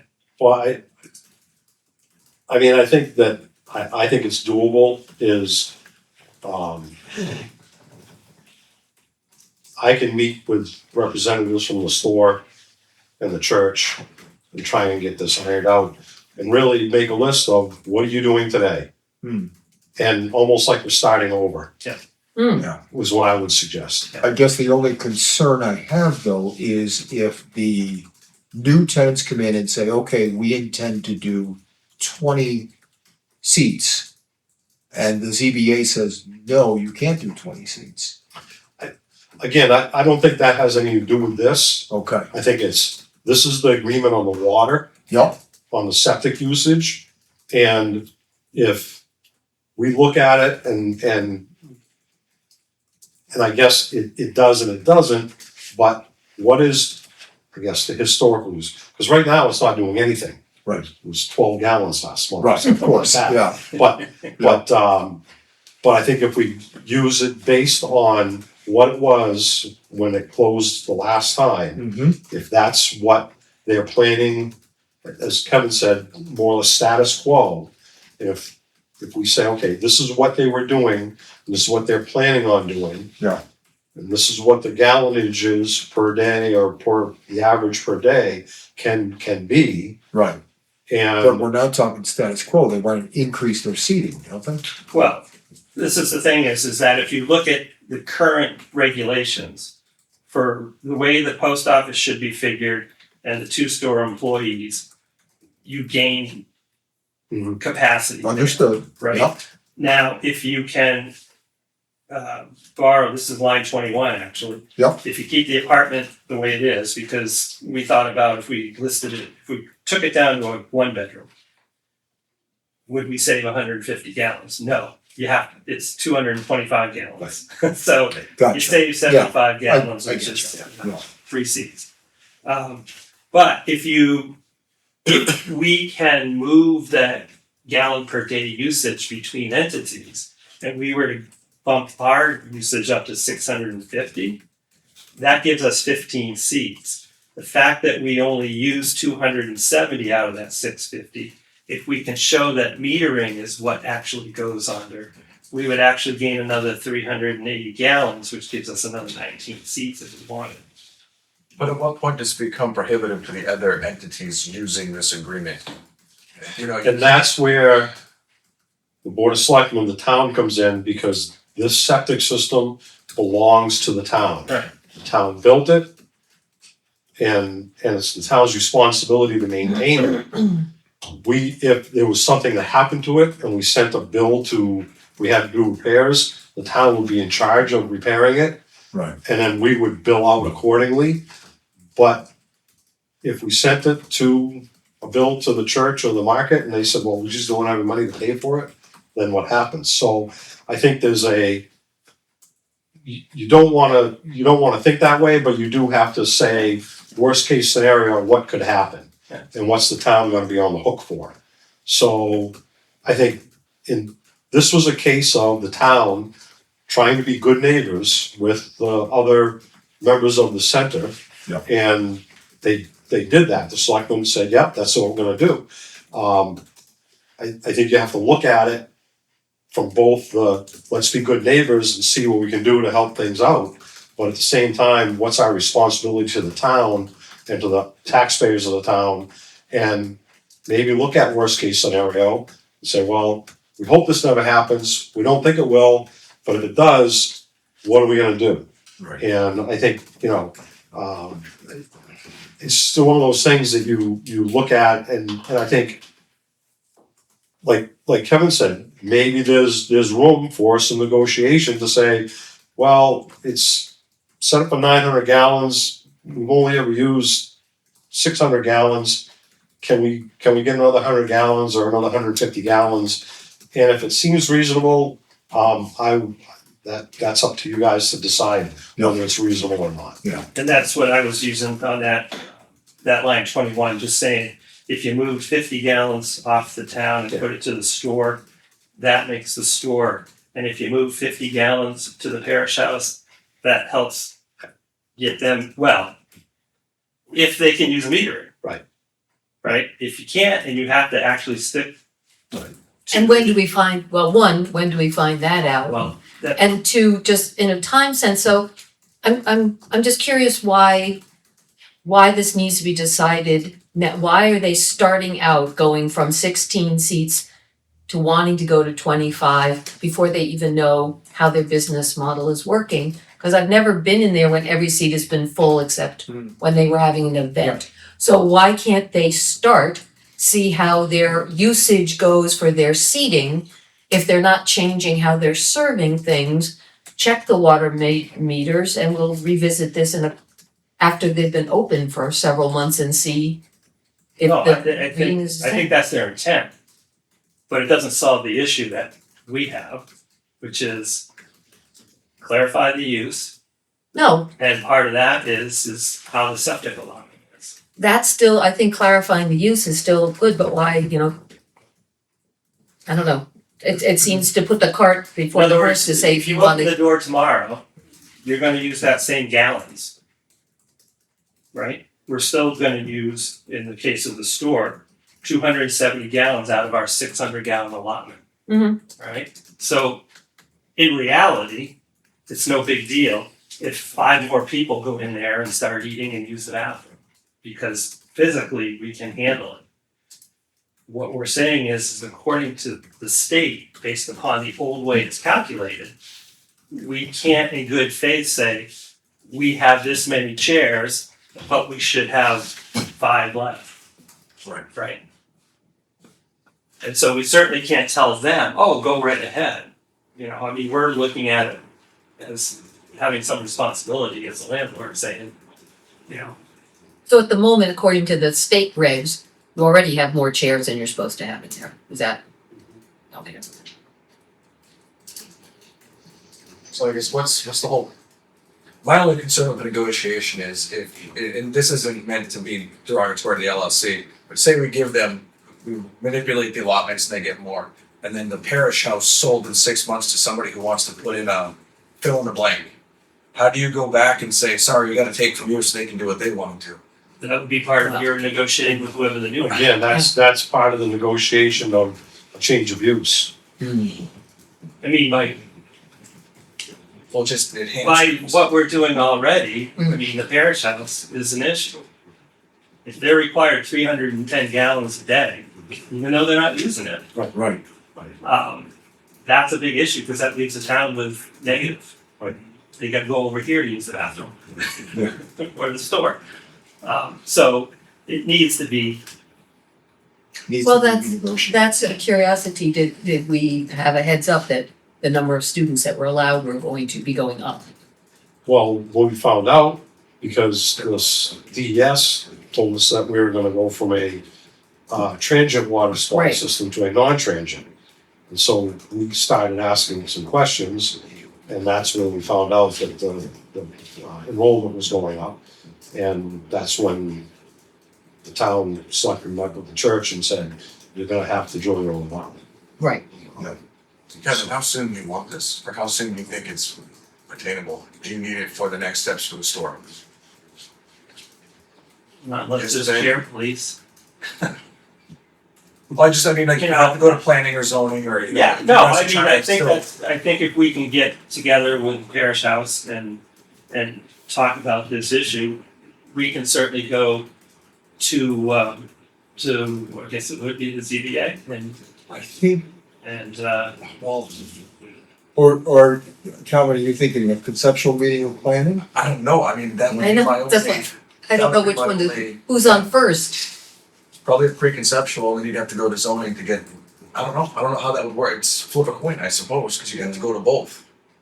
Right. But one will be, I guess the planning will be able to steer you a little bit more. I It's think for the purposes of this, you have to look at, from the store's perspective, they're trying to figure out what they can have before they decide that they're going to ask for more seats, food prep, whatever they're gonna ask for. What's the maximum amount of capacity they could have? And then, and correct me if I'm wrong, Kevin, but I think just like anything else, you need to know what you can do with some of the infrastructure before you actually start the project. Well, cause is there a definition or a different, I can't even speak right now, what is the number that turns back into a restaurant for seats? it's not about a number. Well, I'm It's just about saying, the type of. but if a restaurant's an accepted use, you wouldn't have to go to the ZBA because it's already an acceptable use. So if you hit that number of seats and it meets what they wanna do, then you really would only have to go to the planning board. Planning board for site plan review. So that's why I'm just curious about the gallons. If you say, hey, 22 people makes it a restaurant and they can make me my Yeah. sandwich No, to the order. gallons doesn't make a restaurant, it's the type of activity Okay, that goes on. Makes sense, yeah. so then probably Could be someone will gold. still be on the horizon. Preparing food to order, Serving waiting it. on a table. Not serving- preparing food, but preparing food to order, because there is food prep going on Yeah. in the kitchen, correct? You can do that. Yeah. Okay. Just not frying. Well, you would have to have a whole nother level of licensure for the state that would be a different use because at the time we had this. Right. We weren't. Yeah. you know, But they can cook in there, correct? Oh, yeah. So then I guess the first step is we need to negotiate the water, and Yeah. then they can take it from there. Because once you know your Yeah, water, then you'll know I- if Yeah. it's baseline. Yes. And if you're going to zoning meets, again, it looks like the 22nd is there next. Yeah, you'll interview at the end of May with the deadlines. So I think the deadline for that would be this week, right, Cal? This Friday? Oh, Because you need 2 actually, weeks that to thing notice. has the There deadline you on go. it. Right there, Right. on the wall. Our chart. Did you straighten that picture while you were there? For the April 22nd meeting, the deadline was April 1st. Yeah. Alright, so you'd be in May. So May 27th, the deadline is May 6th. So, yeah, so we have kind of three things. One is the use, which is entirely separate from this. Yep. And regarding this, it is,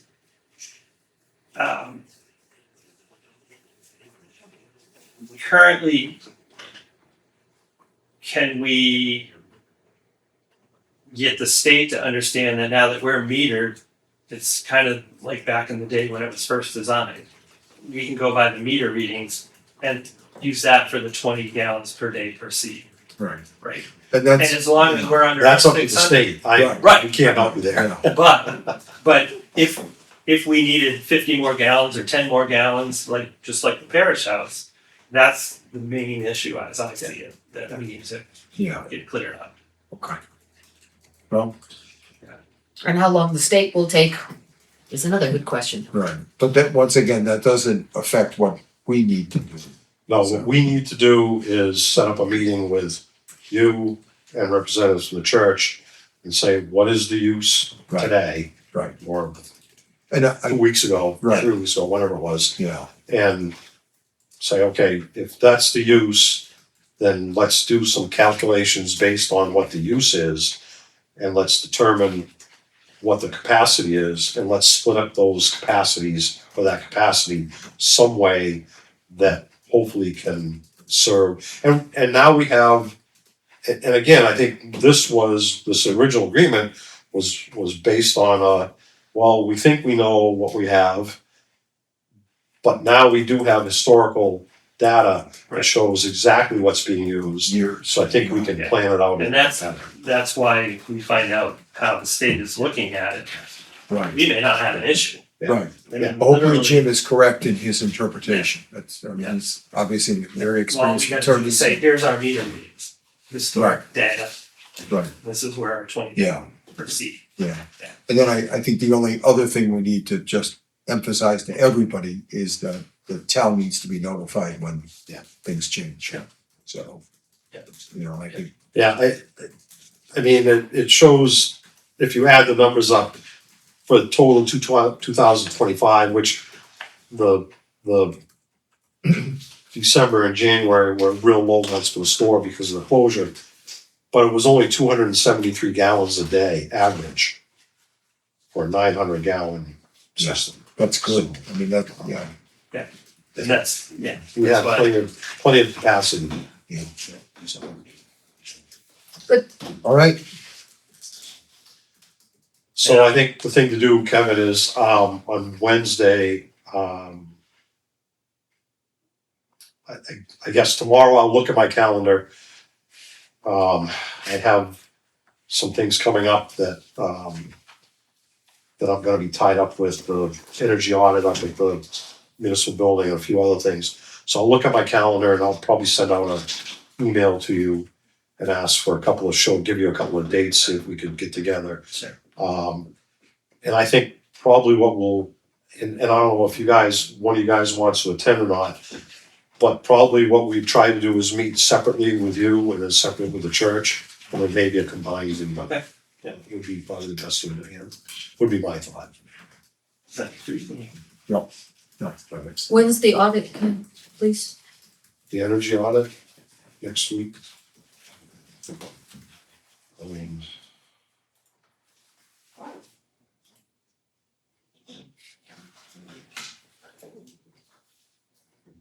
Not that I'm planning to attend, I just want to put it on the calendar so I remember to ask about it. let's see. Oh, when did they want to attend?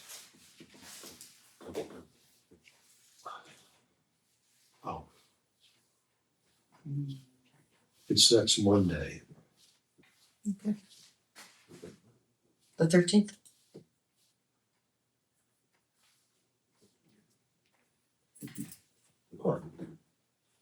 Um.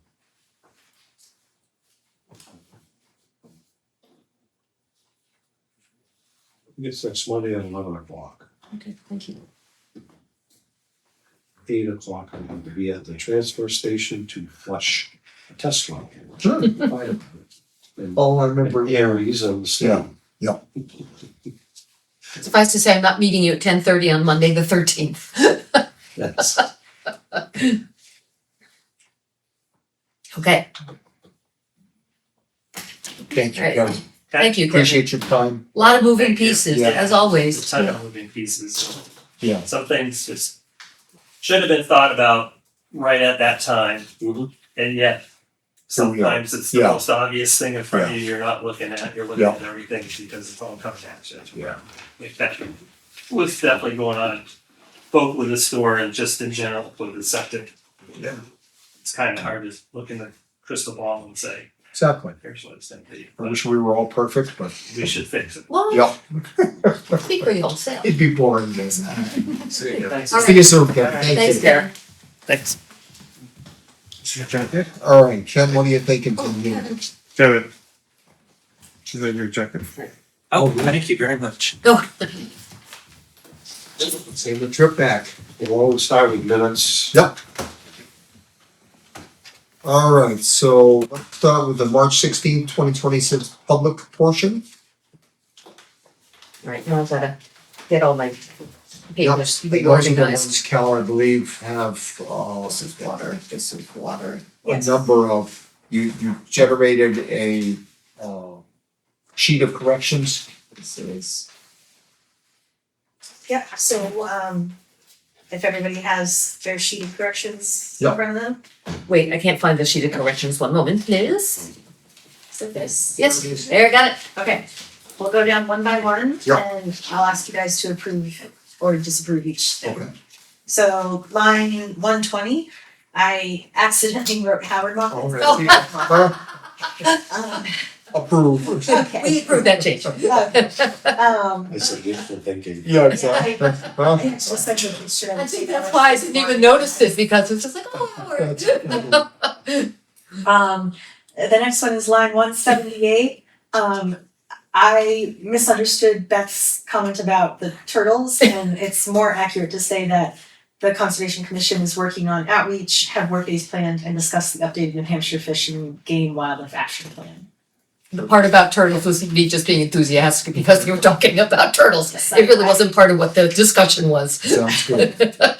Line 275, I wasn't sure, I had put Hudson and Wilmot had left, it's actually Wilmot, not Wilmot. Right. And then Hudson has officially requested to pull out of CPCH, so I got that confirmation from Beth. Okay, Okay. sounds good. Line 286, I wrote that the thing that they talked about where the power generation would cost $2 per megawatt, but that ended up being $3 per megawatt. It was more accurate to say that ISO New England estimated the day ahead ancillary services initiative cost to be $2 per megawatt. So just clarifying exactly who said what. Okay. And then line 296, this is clarifying more about what Beth McGuinn said. It's basically just rephrasing it to say Beth McGuinn countered that this is due to only having Canterbury Basic as the default rate for 1 6-month rate period. Canterbury being a small town and Canterbury only having 75 to 80% participation, 800 to 900 meters, is the high number of net metering customers, Yes. Okay. right? Line 317, this is correcting, it's basically like, it's the supply charges, not the service charges, and it's 24 cents and 8 cents. That, I didn't put that in. Yep. Yep. Alright, the next page, line 326. Beth McGuinn pointed out that the plan where she said it goes, the adder is expected to go 2 cents and then 2 cents and then 1.5 cents and then decrease to nothing. She did say that it was before the recent market instability. So she said like, as of 2 months ago, before everything. So she just wanted to clarify that. As of that time. As of that time, and it may be very different today, it may be very different because of global events. Right. Line 343, just clarifying that Edgar is the one who talked about the town being allowed to withdraw. And then line 348, adding another paragraph, because Beth Blair talked about how the CCPC might hold work sessions at the meeting house to help residents opt out. Yep. So that should be also CCPC. Are we missing a C there? We are, I just corrected that. Okay, thank you. So that is the whole list of suggested changes for the public, March 16th. Correct. Anybody else have anything for that set of minutes, March 16th? No, All right, then I'll move the minutes as amended. I second that. All those in favor? Aye. Thank you for hurting the cats. That was a lot. Thanks, yes, it was. All right, why don't we turn our attention to the non-public session from that same date, March 16th? I think everybody's got them. Yeah, I didn't see anything. I did not either. I'm good. Good, Okay. then I'll move them. I will second that. All those in favor? Aye. And please pass them in. Thank you again for excellent minutes.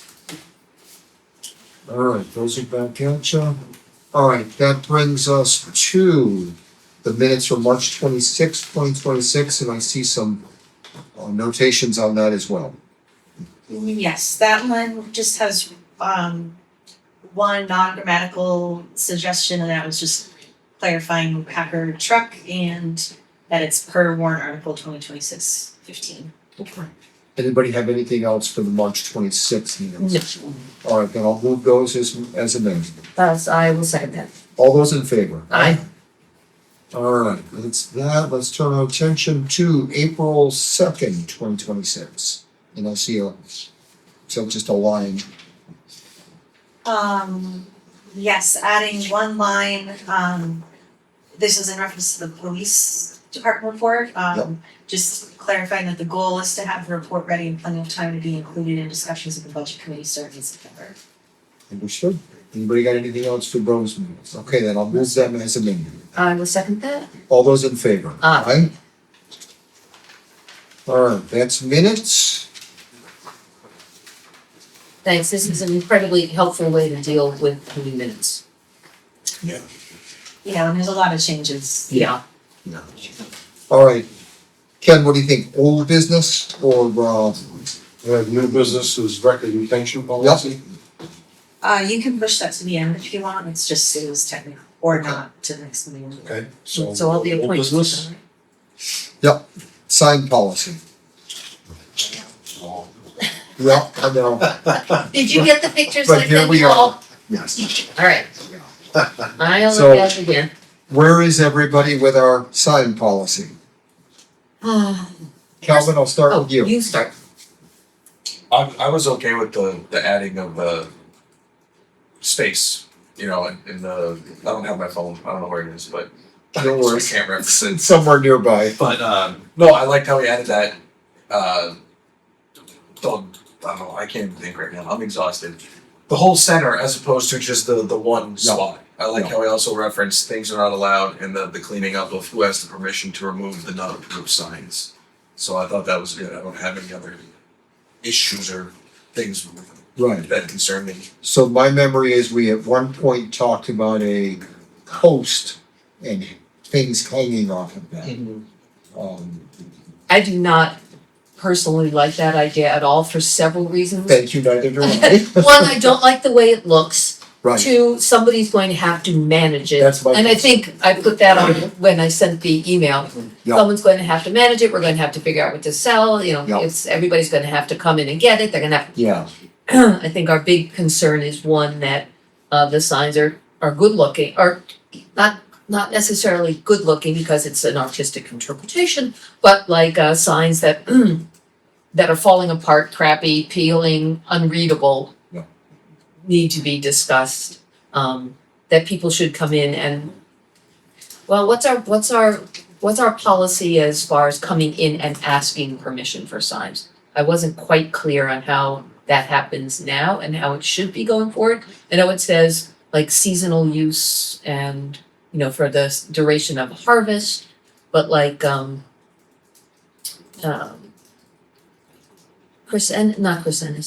Tracy Ennis came and asked for the permission to do her sign down on Laurel Road. You know, is that our standard? We should perhaps make that a little bit more clear. That was my only thought on that. And actually, I'll find our sign policy here, you sent it to us. That's what- It's in, there's a paper copy in the old business folder. Oh, Super. Yep, wait, I've got it.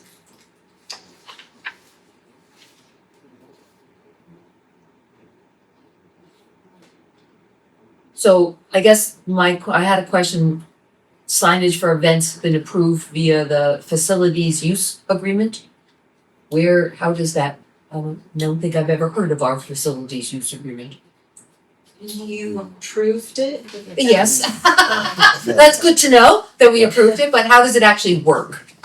That's when somebody contacts me or Mary and asks to use the meeting house or the town hall. Okay, We make them sign this facilities use agreement.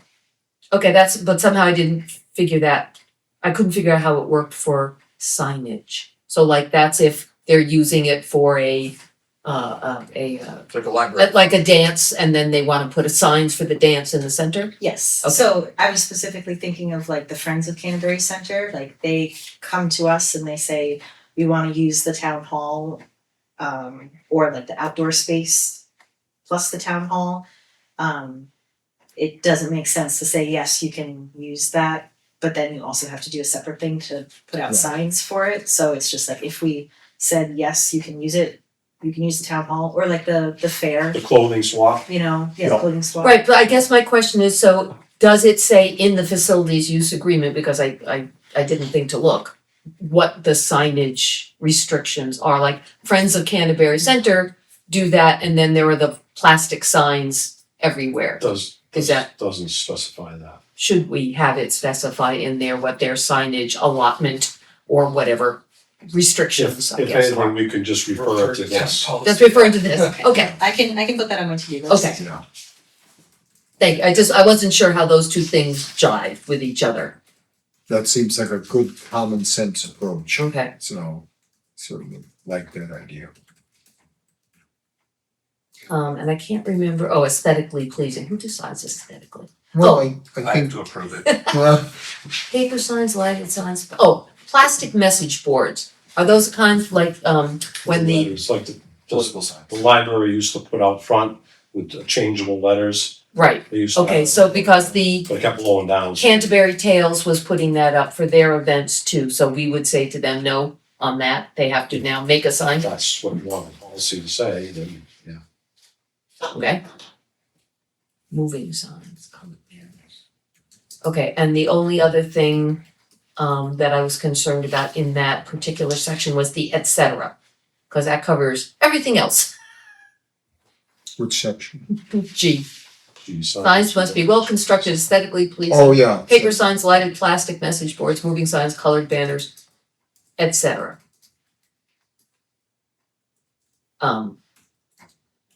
Did we say anywhere, what I can't remember now is, I think I weighed in on this so long ago, the plastic pre-printed signs.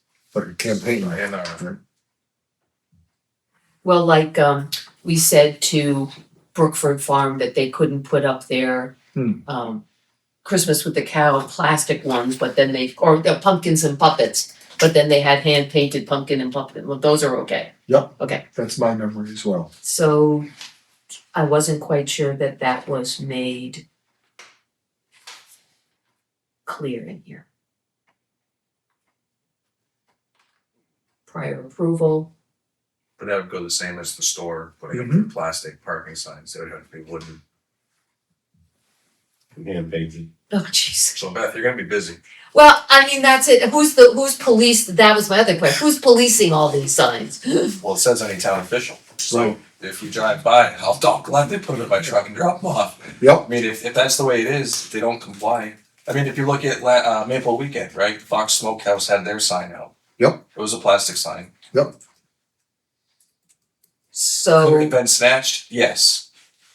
I guess it needs to be really clear up front somewhere that in the center, we are looking to keep it cute, cozy, hand painted. If you have plastic signs, they go elsewhere, but in the center, we And that want was it, what the original sign policy Yeah. more or less said. yeah, Tasteful hand painted signs. Yeah. Or something along those lines. yeah. Because I Preserve told the you, appearance? Kevin wanted it to include all town property in the center, not just the green, Right, but correct. all town Right. property. Which I think works. Yeah, I think it makes Yeah. sense. So Are you saying that the original one said that? You meaning the one that we're looking at?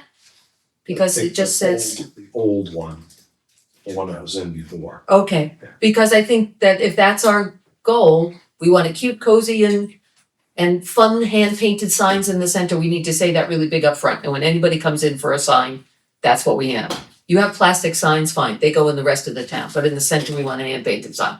And that's what, Brookford did, they had their pumpkins and They were pumpkins. very good about, Um, accommodating that request. and then what about, I'm just thinking again, I'm sorry, I'm going back to G with the moving signs, colored banners, paper signs, blah, blah, blah, etc. So we approved the handwritten chalkboard from Tracy Ennis.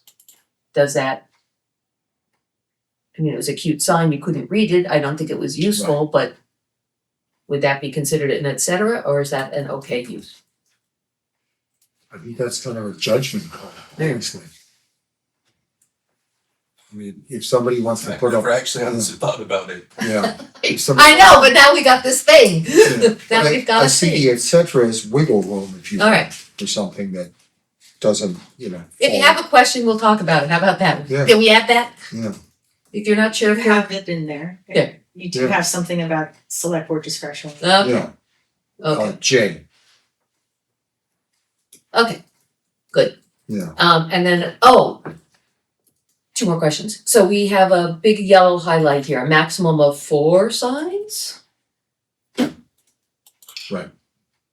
I think we should just move it to like 10, because you're never gonna get 10, but there might be a season where if everybody's a farm and the intent is for farm and local business, and it's the fall and you got an apple orchard, so, whatever, my you gotta God. exceed 4. You'll be doing, the, Well, you saw the pictures. I mean, you Yeah. saw it with Yeah. that many signs. yeah, But most of those were plastic, so if they were, But also, if all town property is open for business, the hope would be not everybody stuffs them right there. So the original says, section D said signs must be well constructed and aesthetically pleasing. Paper signs, lighted signs, plastic message board, moving signs, colored banners are not permitted. we don't have a size. Hand painted. I mean, Naomi's Christmas thing is, people will be distraught if that's not there, but it's big. well, and so's the. The Easter apple egg. ball.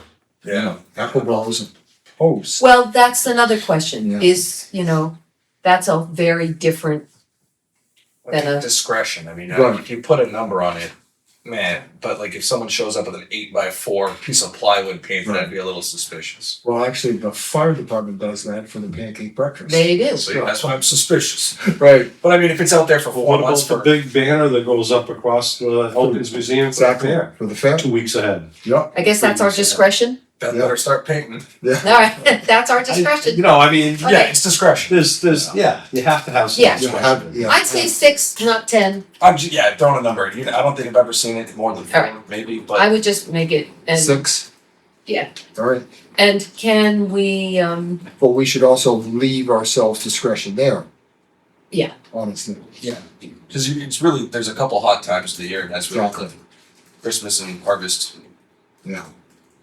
And I, Um, I don't think any of us want to interfere with any of the Canterbury traditions, like Ackleboro Orchard sign. Desperately needs to be repainted. Well, that's a discussion with Harry. I'm the one who originally painted that sign, they're still pulling it out, like, please. Do we need to put on the green that's always there, a very small, like on a little stake that says, if you wanna put a sign here, you need to ask? There you go. Or do you put one that says no, everything that's not allowed? Is that way if I someone think tries to there's- put it out, I they think- put 'em out? I think there's enough traffic in the center by town officials Yes, there Yes. is. to recognize something that may not fit with this policy Right. and then take appropriate action. Okay, so how about Belmont High School they're having a big craft fair to support the robotics team and they plunk a plastic sign right in the center. You just take it down, do you call them and say, Can't we put it on school phone call, the way we have always or tried to operate is a phone call go ahead, or an email or some kind of communication saying, hey geez, there's a sign policy, could you look at it? Your sign doesn't meet the policy, just like we did with Brookford Farms, they changed theirs. Yep. We communicated with, smokehouse. not the smokehouse, the people up on Baptist Hill Road that, Well, White Birch Farm, the flower farm, right, yeah. and talked to them and we didn't receive replies, so then we picked up the sign. Did they ever come get them? I We don't stored it and stored it and stored it, and then 6 months later, I think it went away. And then 2 days later, the person came in and asked for the sign. Okay, No. I'm fine with it, I'd rather not put an extra sign out there, I just didn't know if anybody else felt. Generally, if there's political signs there, or a house for sale, open house, then those get picked up right away. We don't try and communicate with them. We Right. pick them up right away and take care of them. Yeah. And depending on what it is, we may call the person or communicate. Yeah. But generally, those types of signs are picked up right away.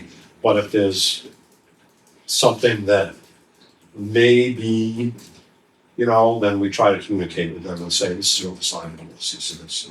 So most of these signs are, like Easter egg sign, it's big, it's colorful, fine, they lean it up, it's there for 2 days, it goes away. Naomi sign, the week, okay, fine. Yeah.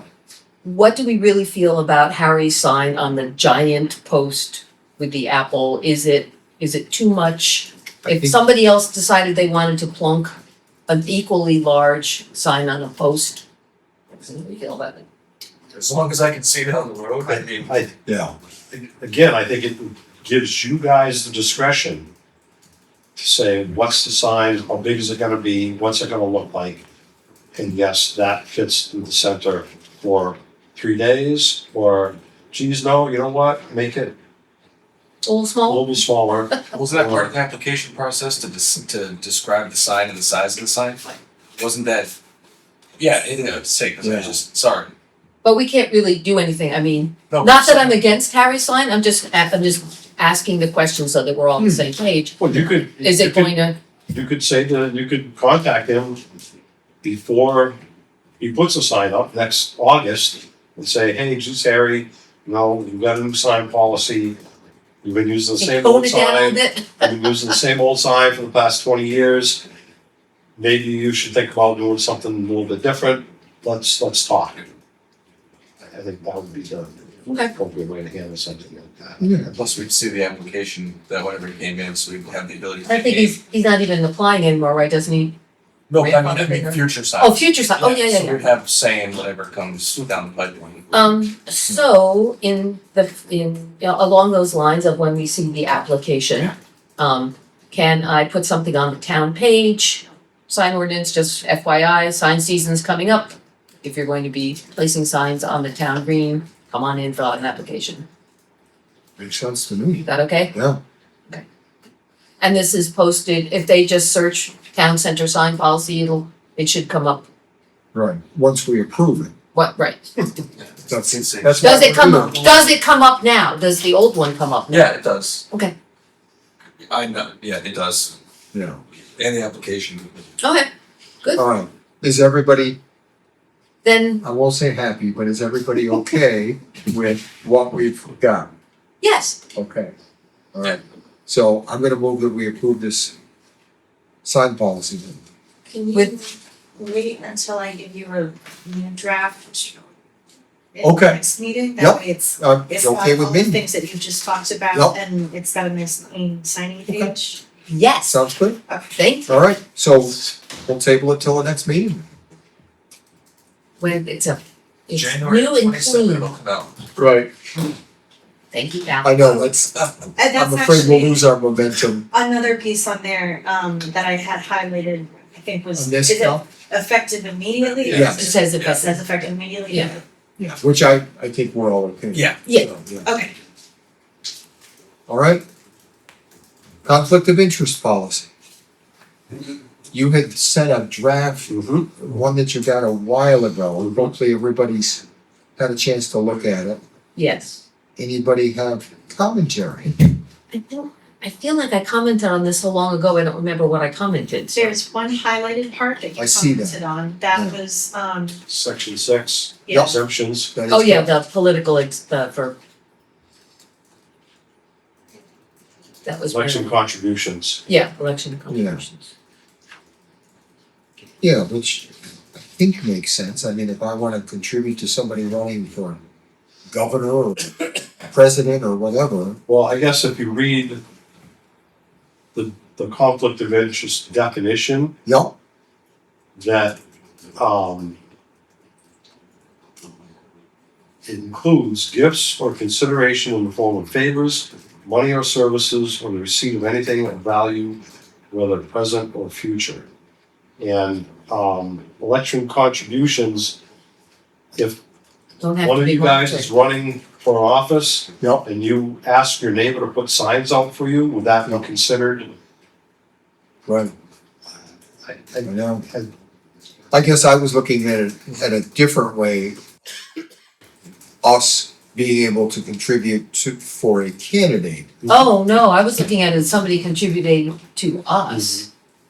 I guess Like we can a- look at it both ways. I guess so. You can, and I think you should, Yeah, but I guess my concern would be taking it out would potentially Yeah.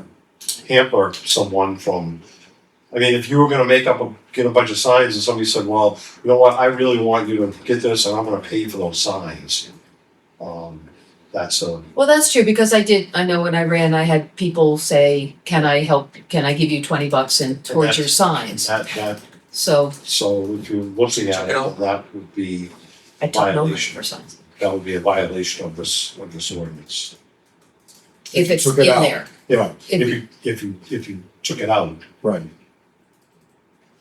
I say. Wait, leave can I it see in. it again? I was because reading, this is exempting that. shall not apply. This is exempting that, something like that. Oh, okay. It's like, how do you run if you can't put signs in people's yards? Like, Right, Okay, well then, Right. then I'm good with it. okay, Then I'm good with it. That, I wasn't thinking of it that way, but that's, all right. all right. Cal, do you wanna do the same thing with this one? So, Yeah. and again, this one has to go before town meeting Yeah, to be approved. Yeah. so why don't we'll, at our next select board meeting, we'll look at a clean copy. And then we can, because we don't approve it, but we okay it Yes. to be presented at town meeting. Yep. Okay? We'll have our first warrant article. Yeah. 2027, here we go. Yep, all right, All right, thank you.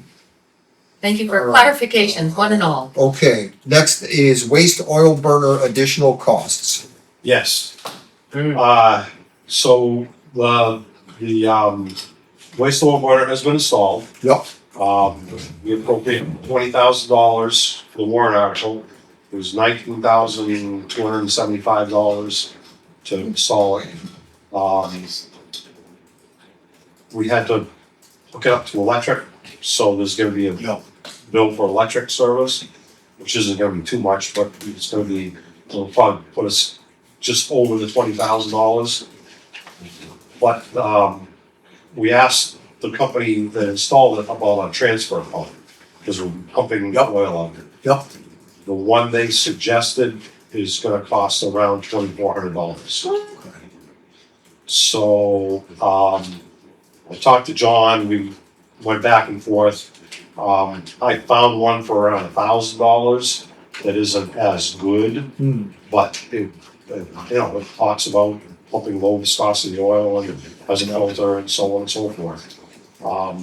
But it would still put us over that warrant article amount. I'm sure we can find the money for it somewhere out of an equipment line or something like that. But I wanted to get you guys approval before we go ahead and start that. So are you and John then, suggesting the $1,000 one or the 24? Well, we're gonna look at both of them Okay. and try and make a decision. Yeah, cause that, I guess the We're only gonna do a little more thing, research. right, you know, if the, if Potential for anything's gonna, spillage. right, if anything's gonna happen, And, right, I know. you know, we're on it. And can that be used to transfer any other fluids other than into the Yes. waste oil thing? So it's not It- specific or no? Well, it will transfer any low viscosity liquid, but if we're only, I think if we're doing waste oil, then we should, It should be dedicated so it doesn't. this is what it's for. Alright. That's it. So it shouldn't be, Especially Pretty- if it's that expensive. yeah, Home diesel for that thing. yeah, no. Yeah. Alright, But to me, it sounds like a, I would say whatever's safest, Yeah. and if it's the Yeah. $2,500 one that we're just saving ourselves money down the road from having something spill. And if it pumps better and performs better, you're probably gonna get a better life out of it. Right. Less issues. Right. okay. All right, moving on to Central New Hampshire traffic counts for 2026. You got the the recommendations from the planning board, well, you were there. Yes. I saw those, well, Did you saw those from the planning board? yeah, I read the. No, I did, I just saw them because I was on the Zoom call. Oh, the planning board minutes reflect planning their board. choices. Yeah. So the planning board choices, Boyce Road, Cardinal Road, Intervale North and West, Kimball Pond Road, during school, and Old Gilmanton Road. Their second choice, was, or backup choices were Baptist Hill, both sections, Intervale at Northfield, and Shaker at Town Line. Did they take off, I thought they didn't want West Road down by the, that didn't make it. No, I think the conclusion to that one was, It's a state. there's always traffic and it always goes through there, and then once everything that's gonna get done gets done. Then do it. Right. Yeah, because it's not going to be a good Certainly count makes with all the sense. And I construction. think if you look at the historical data, the West Road stuff all stayed pretty much the same blip every time we've done it. So Even when it's there was a not gas always- station there? Well, it hasn't been done, I don't think we've had it done since there was an active gas station. I would say do it again when there's an active gas Well, that station was in the the first plan. couple of houses. Yeah, wait till Yeah. the houses and the gas station goes in and Alright. reassess the traffic. And was Old Gilmanton on that list, Ken? I didn't hear it. Yes. Let's see, I'm gonna see. West Road was last done in 2024. Oh, Okay, so, And it was 1,500 cars a day. hang on, In 2021, well, 2024 it was 1,515. In 2021 is 1,552. In 2018 it was 1,601. I So, think 18, the gas station was Jill running It was. at 18. yeah, No.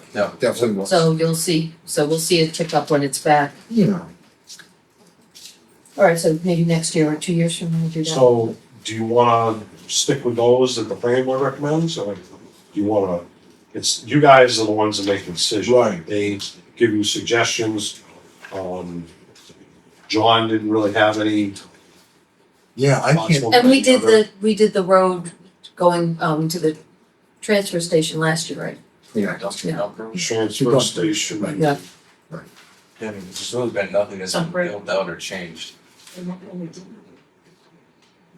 Dump road was done last year, Yeah. 549 cars. And the two sections of Baptist Hill, they wanted both sections of Baptist Hill? That was their second choice. You get priority list and then a backup list. No, If something happens, they can't do one of the other ones. Right. I don't, is this the list here? This is the list of what they want. Royce, Carligo, Right. Intervale, North and West, Kimball Pond Right. during school. Yep. And then they'll build them to, which I don't know if they'll be able to do Kimball Pond during school. They typically do it in Yeah. the summer.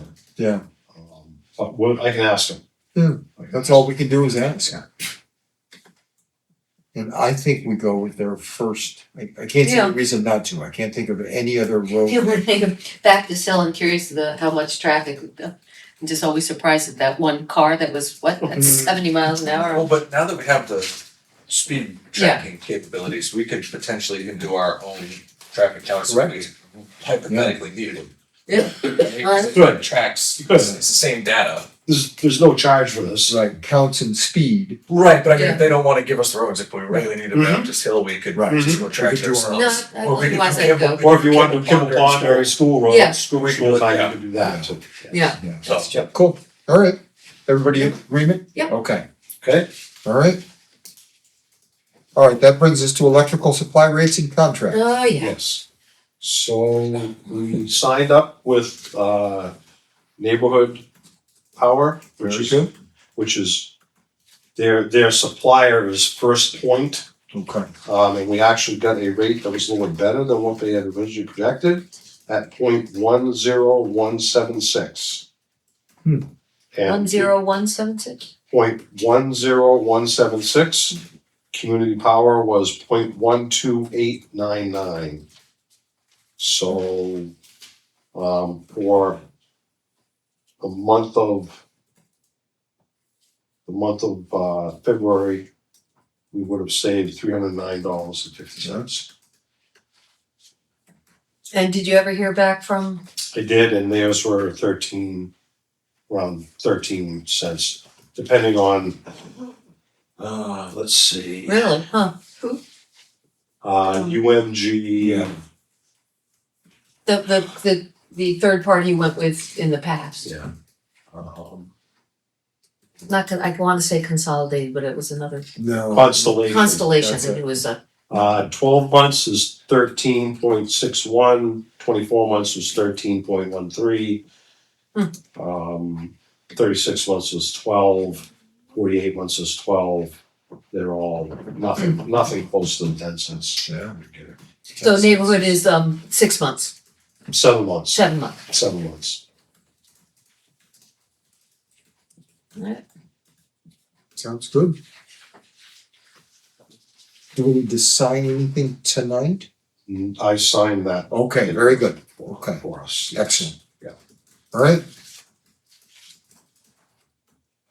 Anything else on Um, old business from? Yeah, 1 second, Ken, Yep, can of you course. just send me the rates and the things, so when I have my community power meeting, of course, Edgar's sitting right here, but I will share that with the committee.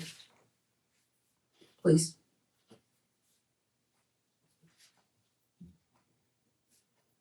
And that's basically all, Sam Lake House and Municipal Center and, The only building they could not do was the library Library. because the solar panels used too much power. All right, old business, anybody got anything? I don't think That's so. not on the agenda, okay. That brings us to new business and the record retention policy. yay, So I say we just forge ahead, because we're done. I had a chance to read it today. You did, okay. Beth, I'm assuming since you were part of the committee that you're on board with. and I already gave my input on that, correct, Cal? Yep. Okay, good. I did it all on Friday, it seems so long ago that I don't remember what I said, but I know it's. Now, what was sent out reflected Beth's, No, so on the, oh, I don't know if did I give this to you? I did. In the new business folder, there's a copy of, okay, so this is a little different than, so it's, the only thing that's changed is it's written in red, Okay. on the retention schedule. okay, Is just adding a new line for cemetery deeds. okay, And there's a handful of other small corrections in there like. Oh, yeah, something I see, wrote- okay, there I we go. wrote same and it should have been permanently, or I wrote 3 years and it should have been 9 years, so, but the overall is exactly the same as what was sent out. Okay. So just those minor. And yeah, you said you were going to check with Sam, I guess, or about the cemetery deeds, and you did. I did not get a chance to do that, so I would fill that in before you guys sign it, but I just wanted to, if there's any major changes. I think you guys really did a heck of a job with it. I mean, I was very impressed as I read through it. It looks like it was a ton of work, so thank you to everybody. I know there were a number of people that were a part of this document. So what do we need to do tonight then? Then you didn't need to do anything, I will Okay. make a clean copy that Yep. you guys can sign at the next meeting. Okay, sounds good. Yeah, the cemetery was the only thing that I saw that was, Cool. and when, I'd like, when does the clock start ticking again on anything that we have to do to comply? We'll have to read the policy. Right. After we comply. when should Another it be- dad in my head. When should it be effective the day that you sign it? I think Yes. so. Yeah, that to me makes perfect sense. But there was a clock ticking as far as when we had to start, or is it just the formation of the committee that was what we had to? I think We had like 10 years to do something. We have 10 years to review the non-public minutes. That's right. So first I need to make a policy and process for how Yeah. it's gonna happen, and Yeah. then we'll figure out a schedule, cause you guys have decades of stuff to look through, so you don't wanna have to. Do they give any guidance? Do they suggest starting newest first or oldest first, or don't they get that? They don't have any guidance. That'll be part of like the policy and process. Yeah. We'll just put it in a box and you guys can read Just it. done it. Yeah. Okay, Yeah. And how hide many? Snickers bars in there. September 23rd. That'll- 2001. Yeah. Oh, okay. Just don't leave it on the floor in the basement. Well, yeah, that's a good point. Put chocolate bars in there, we'll be happy to go with it. Right. And so we'll come up with a policy for doing all of that, whenever we have our next meeting. Yes, so municipal records committee on the to-do list is making a non-public minutes review policy, right to know policy and form and process, reviewing the IT policy. But really the next big thing is gonna be the Salmon House garage, putting all the files in there and then Yep. like, cause on that master list, we'll have to like put down like, okay, here's all of our file cabinets, and I'll get a Right. label maker out and say what's in each file cabinet. Will the sealed ones go into that building as well? The sealed ones are in a locked drawer in my desk. I remember actually. And I am starting to run out of room in there, Yeah. so if we have a locked cabinet in there, then maybe we could put it in there. They could go in with the voting machine, isn't that impervious? Well, I would need to get into it a lot, and they don't want me in just voting Oh, records, no. because I'm not a supervisor, so it's best to keep it in a locked thing that Yeah. is only like me and Ken. Right, for key. We have new file cabinets down in the basement, Okay. that we got when the insurance company closed. Yeah. And Yeah, I remember you had a, I had a truck full. yeah. Yeah. And I think, they're in really good shape and we have keys for them, so Yeah. we'll have one that we can designate. Yeah. There's probably a four drawer Yeah. cabinet. I gave this kind of the standard steel file. They're kind of standard steel. We can buy a heavy duty one and, Yeah. Well, the only other thing I was thinking of, you've probably seen them as well. People will add their own. yes, Which, yeah. with those, it might be a way of securing them further, if you will. What do you mean add the room, what? So you can take a steel wire Right. and run it across the face Oh. of them Yeah. Okay, and put a padlock on it. Yeah.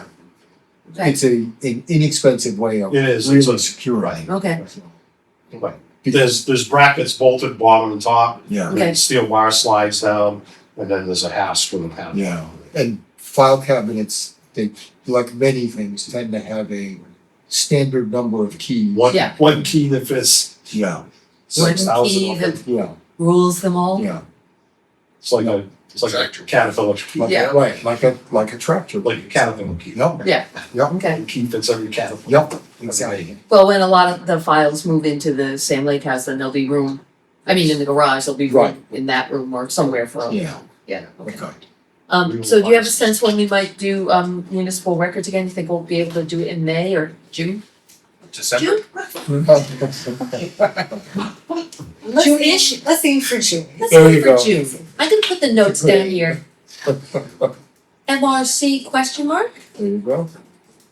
That's as official as it gets. All right, I think we've run the agenda. What else do we need to talk about? Adjourning probably. Does anybody want to know that tomorrow night is the community power listening session? 7:00, right? Yeah. Yeah, I'll be there. Okay. Oh, actually, Cal, what were you gonna remind me of? There's a post-it in your blue, oh, it's the Brookford Farm ribbon That's it. thing. Um, There's a post-it in Yeah. your folder. Right, click, post-it note in the. oh yeah, there it is. I looked right at it, didn't see it. All right, does anybody plan on attending Brookford Farms opening? The ribbon cutting. Oh, when is it? It is, It was emailed to us. it was, I was gonna say, I emailed it to and I Yeah, just don't know how the lacrosse game calendar, happened that day. and I There, yeah. read it today, which is what, Saturday. yeah, 18. it sounds right. Oh, At like 9 o'clock? Beth, I think that's perfect for you. You have that 4:18 at 9 a.m. Hold on. You just show up in your curly wig and smile. Listen, Shake hands and kiss babies. I told Bill Bennett, so I've already seen it. It's a Calvin is, I was down there for, Calvin It's knows all about it, beautiful yeah. face. Yeah, Alex It's did a really good beautiful. Yeah, job. it is a beautiful Yeah. space. I have company here this weekend, but Bring it along. I'm gonna bring them along. Give him a pair of scissors. Well, the 18th, no, that weekend you've got company week? Yes, Okay, gotcha. but Hey, bring it along. 9 a.m. the company We will get giant probably still be scissors. sleeping. You get both shears. Right, But they're gonna. I mean, I don't know if you're actually cutting the ribbon or no. if you're just well, I think standing there. if she's, you should cut the ribbon. Yeah. I would just elbow my way in. Why would any of us cut the ribbon? Why wouldn't the Brookford Farm? Why Because wouldn't you're- Luke and Well, It's a town official. right, town official. Yeah, we're have to 13. dress up? Oh, yeah. Look, they might not be talking to me after I forgot their quarter page ad in the April newsletter. I did it. All right, Okay, Brookford Farm. I'll be there. I'll email Luke 9 tomorrow and say that that's what I wanted to ask. you'll be there and Beth and I can't, Okay. that's why I was Okay. looking for someone to take one listen Listen, to. I got sports 7 days a week. I can look at my schedule when I find my phone. If I can wear cow ears, I will be there. Oh, I think you can. Okay. I'm okay with it. she didn't put a dress code in the email, so. Right. Open Go in the I archives. think it's, yeah. ribbon cutting. Casual. This is Alright. going to be a hoot and a half. If Okay. nobody else has anything, I'll make a motion. Well, Oh, I'm sorry, I thought, Sorry. okay. sorry, I wanted to let you guys go first. I sent you guys an email on the court case that we're in. Yes. So that hearing, and if you wanna attend, please notify the attorney. Okay. Oh, we can attend? Yeah, You it's can. a court hearing, it's a superior court hearing. Yeah. Um, Anyone. Anyone can attend. But if you're gonna attend on behalf of the town, but if you're going to attend, the attorney would like to know, and then, he will, talk to you on the hallway. I don't believe they'll calling anybody for testimony, but we just want to know.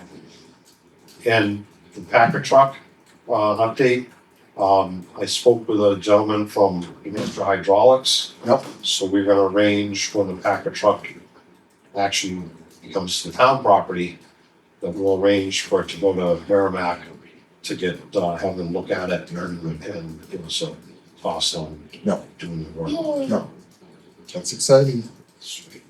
Yeah. That's it. Ken, when did you send the email about the court appearance, please? It was. At 12:47. Yeah.